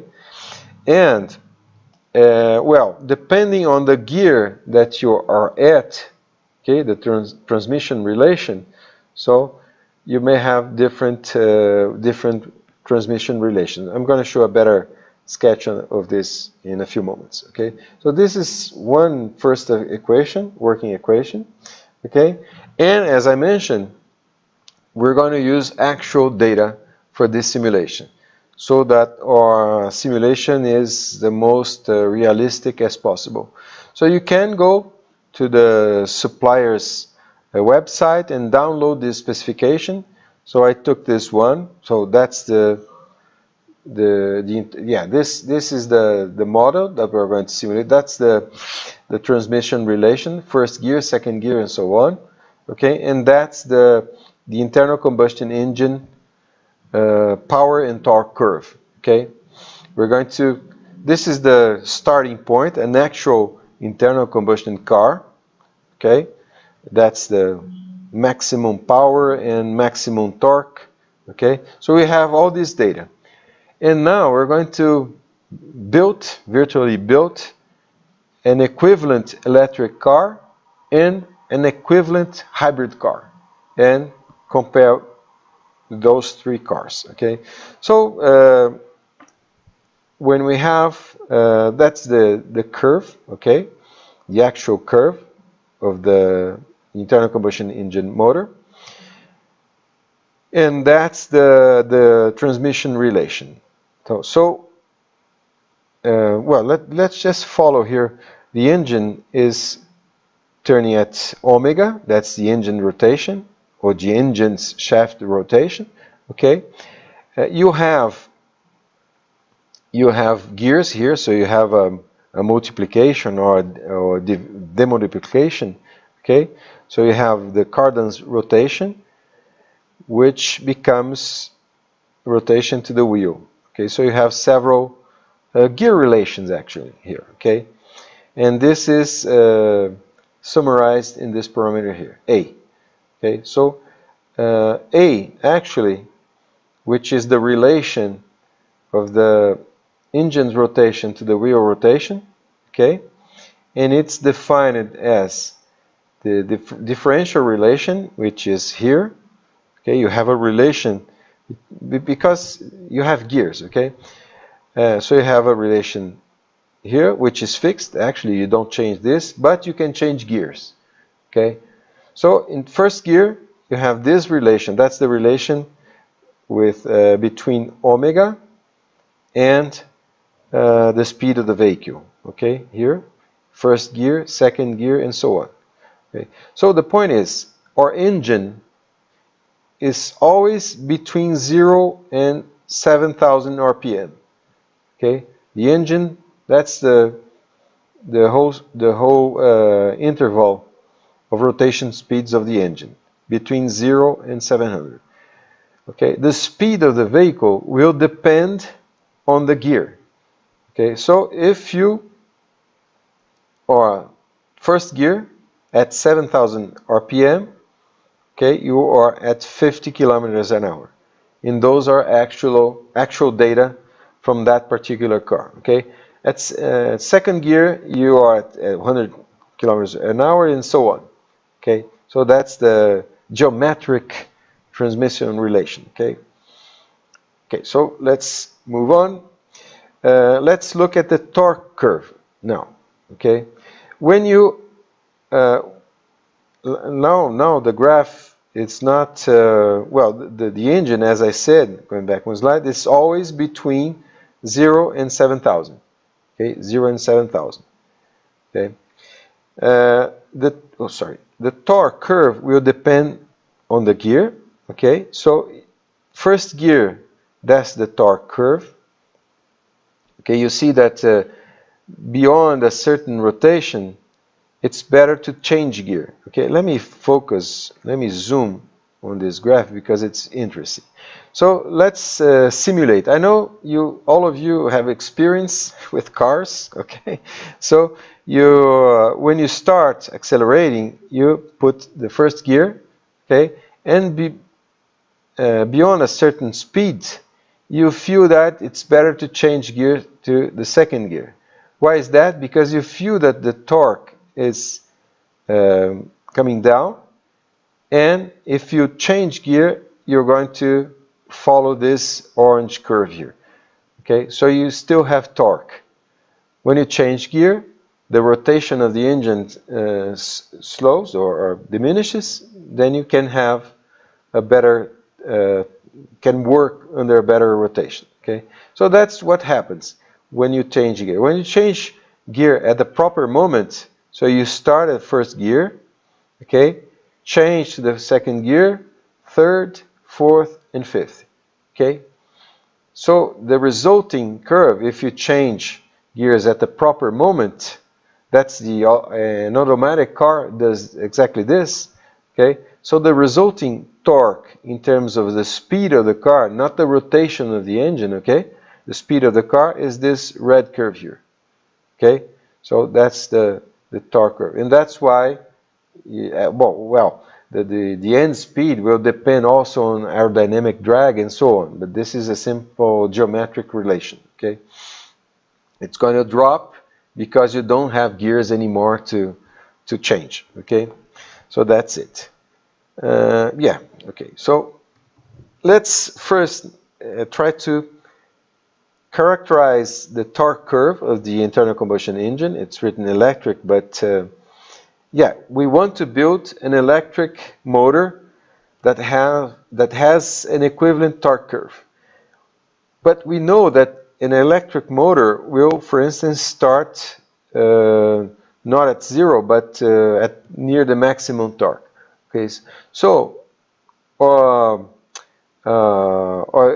equivalence criterion will be having the same maximum torque, okay, the same limit torque here, and the same average torque, or the same area under this curve here. Okay, so the electric engine torque curve will be this yellow one, and the characteristic of this yellow curve is that it has the same maximum torque, the same limit torque as 7,000 RPM, and the area below these curves are the same. The average torque is the same. Okay, so that's our criterion. Well, is it possible to find an electric motor like this? Not exactly like this, but you can find similar motors. The problem is that you're not going to find equivalent cars. So the idea is that, well, this is the most similar electric motor. So I buy this motor and I buy a car, take out the internal combustion engine and install this motor inside the car. Okay, so now we have all mechanical and geometric characteristics the same because it's the same car, and we have an equivalent motor in order to compare both technologies. Okay, so just to summarize, we have an electric motor with an equivalent torque curve. Since the torque curve cannot be the same, our equivalence criterion will be the same maximum torque, same average torque, and same limit torque at 7,000 RPM. Okay, so let's move on. The hybrid car is going to be built with these two motors here, okay, following this logic, combination logics aqui, okay. So below 2,500, you have 100% electric, okay. Above 5,500, 100% internal combustion, and between these two speeds you have a linear combination of those, of both, okay. So that's our hybrid car, okay, that's our hybrid car. Those are the parameters. Now, I'm just giving you, if you want to repeat the simulation, that's the torque curve of the internal combustion engine. MCI stands for motor de combustão interna in Portuguese, internal combustion engine, okay. Those are the characteristics from the supplier's manual, okay, and that's the equivalent curve for the electric motor, okay. So this parameter A here, small a, was calculated as 1.141 in order to satisfy this criterion here, the same max, the same average, and the same limit torque, okay. So that's how we assure that we have equivalent motors to compare, okay, because it wouldn't be fair to compare different things. So the electric car has an advantage. If you install electric motor in a car with gears, you're not going to need to use, because you see, well, if you use gears, you see that you have in first gear you have this curve, so you don't need, you can use the fifth gear without any problem. It's going to be able to start moving. You don't need a very reduced gear because it has maximum power at low speed, okay. So you may have a fixed transmission relation for the electric engine, okay, and also for the hybrid car. So the resulting torque curves for the three cars are this one is for the internal combustion engine. You see you still need clutch because the torque curve still starts at 0, okay, so you need a clutch. This is for the pure electric car, and this is for the hybrid car.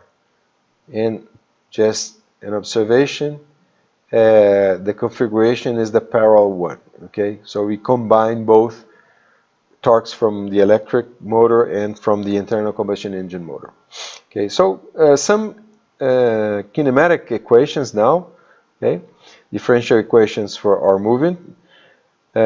We have the torque curve now, okay, so the torque applied to the wheel, we know they are coming from these curves here, which are represented through these equations here, okay, and this one for combining both torques through the power split, okay.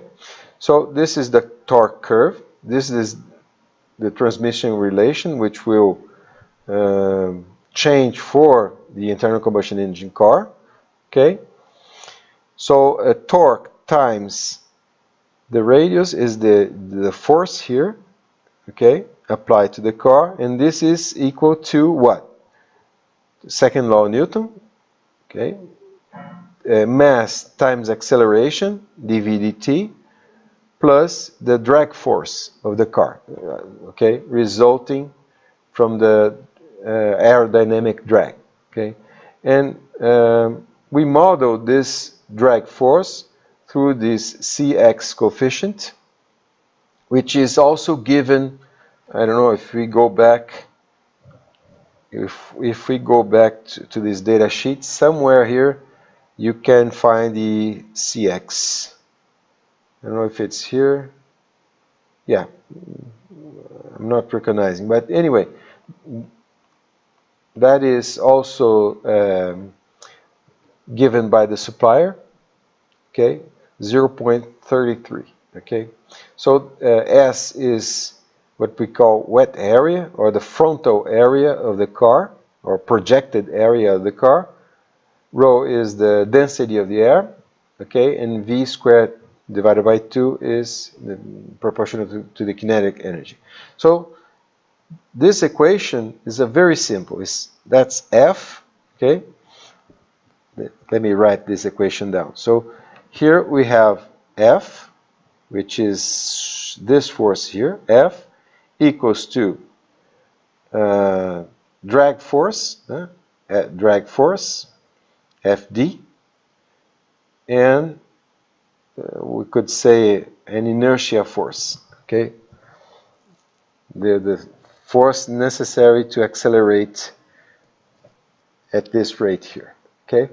So this is actually a very simple equation, and we have everything that we need to solve it, okay? So first we can do a very simple calculation.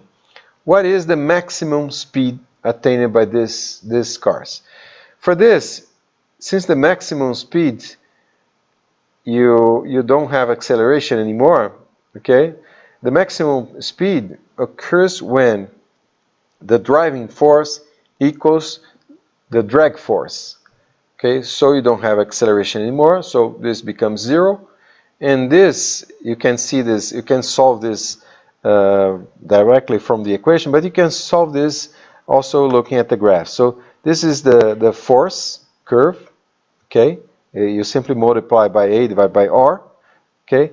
And when this blue curve crosses this orange curve, which is only this component, okay?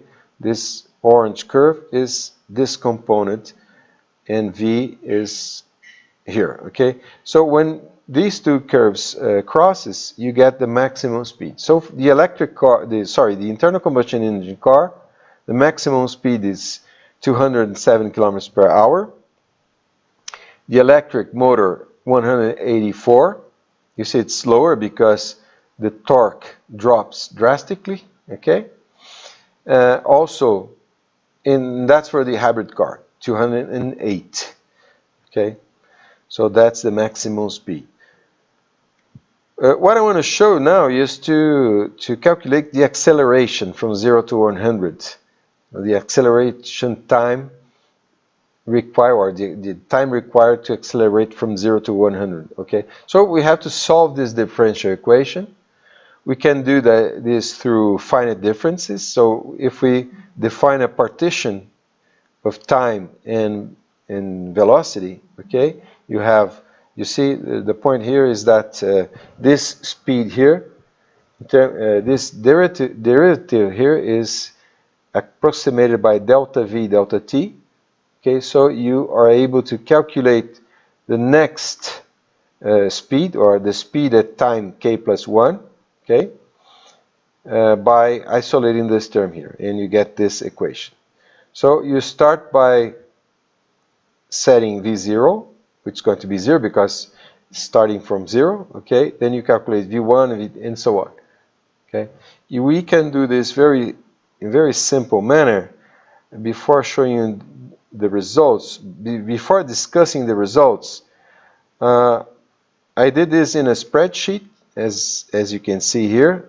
Let me just explain the spreadsheet, and then I will post a link on Facebook, so you are able to download this spreadsheet if you want to analyze or modify or whatever you want, okay? So you have some parameters here: the wheel radius, the gears, okay, the differential relation, mass of the car, frontal area, Cx, density, and dt, okay? So that's the equation that is being simulated. Okay, so times is running here. Okay, so this is the speed of the internal combustion engine, electric car, and hybrid car is being simulated here. Okay, an important observation: how can we simulate the effect of the clutch? If I start all three cars at 0, if I put 0 here, for instance, you see that the internal combustion engine is going to remain at 0. Okay, because if torque is 0, force is 0, acceleration is 0, and the car remains stopped, remains in the same position. And that's why we need a clutch. What is a clutch? The engine is still running, is still turning, the X, okay, but the wheel is fixed, is stopped. Okay, when you clutch, some of the kinetic energy of the engine passes through the clutch and goes to the wheel and starts moving the car. This very small starting speed, okay, this is kind of a bump, okay, start moving the car, and then the car can start to accelerate. So the idea to simulate the clutch is to put a very small speed here, okay, and you see that the movement is able to start. Okay, you already are able to see that the acceleration, the initial acceleration of the internal combustion engine car is very smaller when compared to the electric and hybrid car. Okay, you can already see this. Okay, well, I'm not the idea. We don't have time actually, but I'm going to post the link so you can download this spreadsheet and you can. It's very simple. The only equation that is programmed here is this one for the simulation, and you also have where you have the torque curve programmed in Visual Basic. So if you type Alt F11, you see these functions. The function that defines the power split logics. Okay, you have everything you need for the simulation here. Okay, so let's go back to the presentation and see the results. So just to remind, I'm simulating this curve for 3 cars, and that's the result that we get. So this is the acceleration time, this is time, okay, and this is speed. Okay, let me go back to the Excel spreadsheet just to show you that those graphs are actually here. Okay, those graphs, for instance, this one for the combustion engine is this column here. Okay, so the results are in this spreadsheet. So what we get, we see, as we expected, the electric car, which is the red one.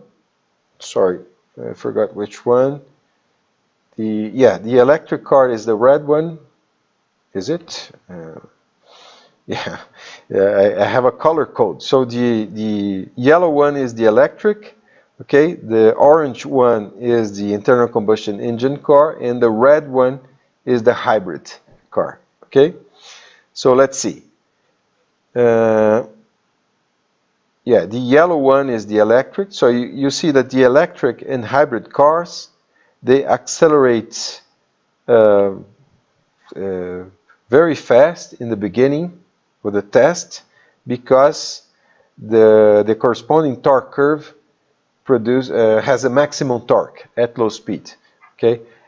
The other result here is that the internal combustion engine car takes a long time to start accelerating, then it accelerates properly, I would say, okay, because, well, you have that effect of starting at a low clutch. Okay. So when we want to calculate the acceleration time to achieve 100 kilometers per hour, you simply read the time when you have 100 kilometers per hour. So the hybrid car gets there first, okay? Let me zoom here. I think it's better if I zoom here, okay? So the hybrid car gets there first in 6.5 seconds. Then 18.1 seconds the electric car, and things are changed here, okay? So the electric car gets there in 10 seconds, and the combustion engine in 18.1 seconds. Okay? Okay, and this is the effect of our clutch. If we change, I did this, I'm going to show you. If we are more, let's say, violent when starting the movement, you are able to to reduce significantly this time. Okay. Well, let's see the other result. The other result is in terms of which one arrives first. We know that the hybrid car arrives first at 100 kilometers. But if we were racing, if we fix the time, not the speed, let's say after 60 seconds, which one is in front, which one is in last position? Okay, sorry. So the results are similar. Okay, after 60 seconds, the hybrid car is in front of the internal combustion engine, which is in front of the electric car. Okay, why is this? Because, as I mentioned, well, for two reasons actually. Because the hybrid car has a slightly bigger maximum speed. I'm going back a few slides to show you the maximum speed. Okay, so it has a greater maximum speed.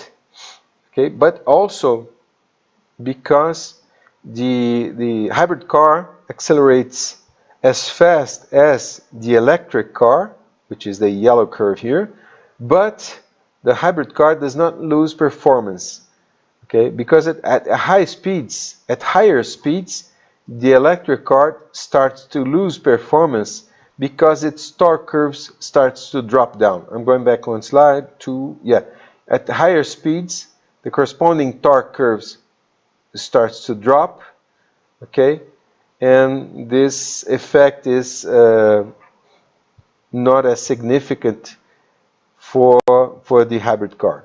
Okay, so that is why the hybrid car finishes in the first place here after 60 seconds.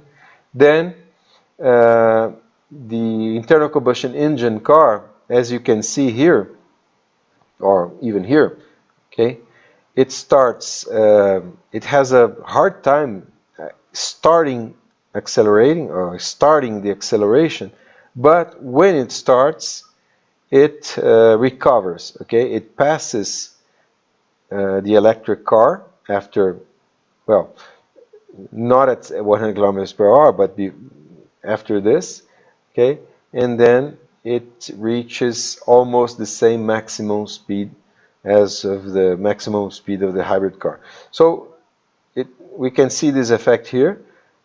Let me zoom.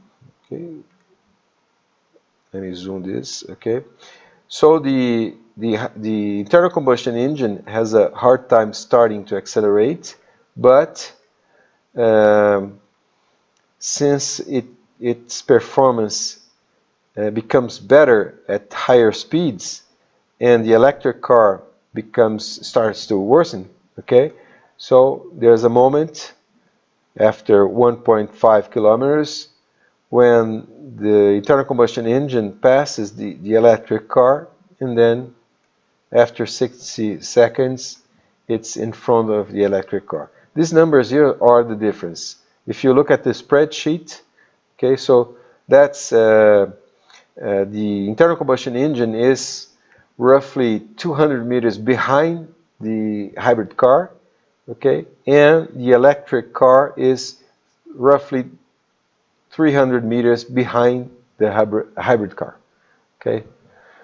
Okay. So this, well, this simulation, in these simulations, we disregarded several facts. So you see that you're never going to get these speeds with these cars, okay? Because as I said, we disregarded several effects as, for instance, transmission efficiency.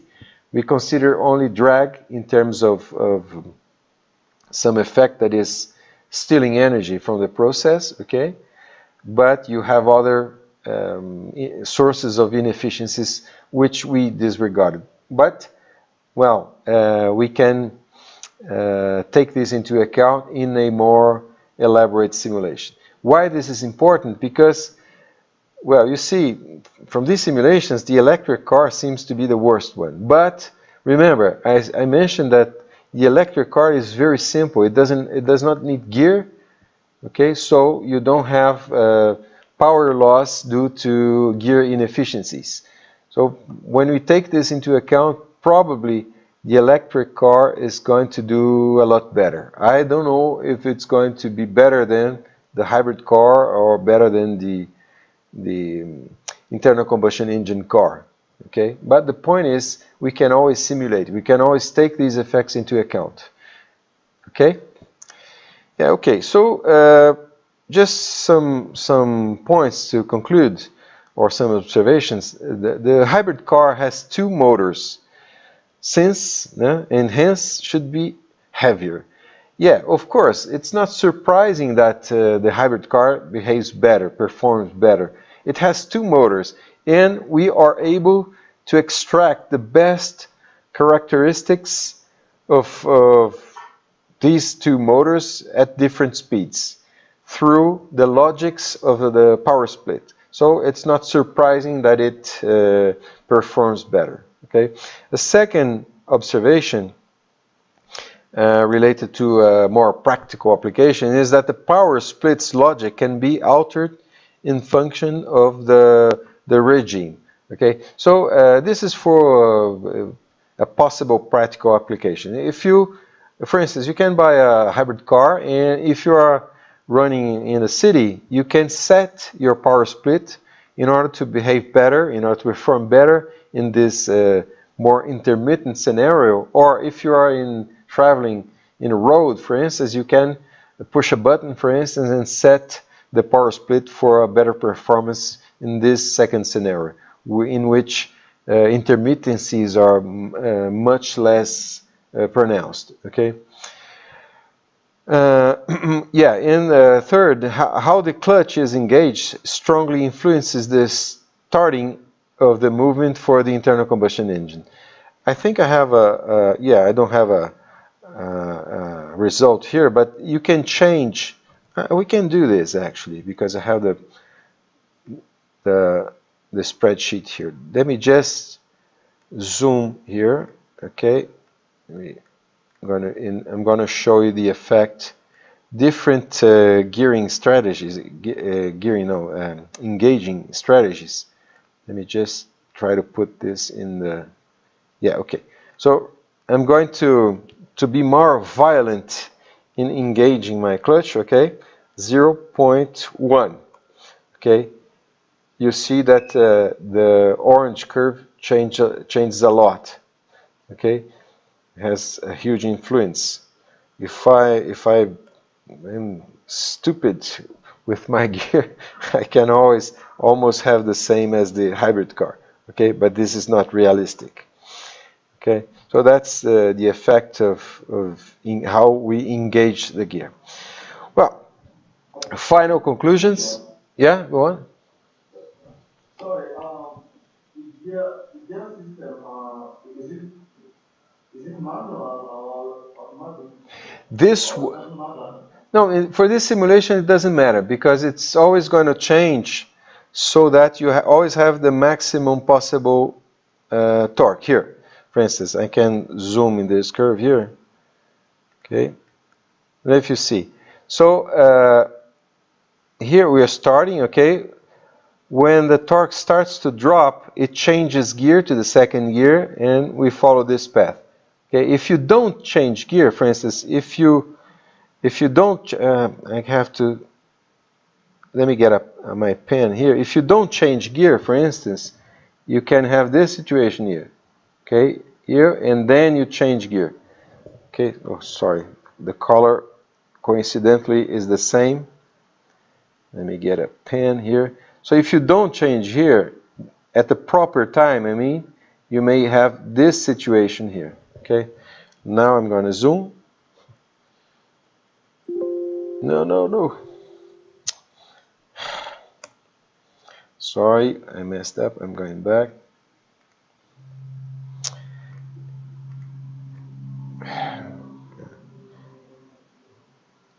Sorry. Yeah, so if you don't change gear at the proper moment, this moment here, you're going to have degradation in performance. Okay, so a manual operator can change at the proper moment. We do this roughly, but an automatic does exactly, it is programmed to change at this point, okay? So for our simulations, it doesn't matter because let's say a trained pilot can perform as an automatic, exactly this way, okay? So it doesn't matter for our case. Okay, okay. Yeah, where I am. Yeah. So back to our final conclusions here. Just to draw some conclusions from these simulations, the electric drive is better at lower speeds, although batteries are problematic as energy storage system. We saw this. A second important conclusion is that the internal combustion engine drive performs poorly at low speeds. It needs a clutch, it needs gears and so on, but liquid fuels are very good energy storage systems. Okay, and finally, hybrid drive combines synergistically both drives and also the best storage system. Okay, so the point is a hybrid car in a parallel configuration hybrid car combines the best of all these technologies, storage and drive. Okay, so but this configuration actually has two motors. Okay, two motors. And allow me to go back several slides. I forgot to mention one thing. I promised that I was going to explain why that BMW car had a why the hybrid car had a small electric motor combined with a high power internal combustion engine, because the electric motor is used only or basically to start the movement, to accelerate from 0 to 20 kilometers per hour or 30 kilometers per hour. Then the internal combustion engine takes most of the job of accelerating the car. And that is why you can have this configuration. Okay, we didn't do this simulation because we don't have anything to compare with this guy. You see that the torque here is fantastic, 210. Let's see the maximum torque. Remember, 210. Let's see our numbers. The maximum torque. Yeah, here. 100. Yeah, not as low as that. 196 Newton meter. Okay, it's smaller. Yeah, this is comparable, but it's still smaller. Okay, okay. So let me go back to the final conclusions. And well, the point is the hybrid vehicle combines the best qualities of two driving technologies and the best energy storage system. The problem related to hybrid cars is still its price. It's very costly. Okay, so that's it. I don't have anything else to say. Does anybody have a doubt or something? Okay, so thank you very much. See you next week. Thank you so much, Station. Appreciate it. Thank you. Thank you.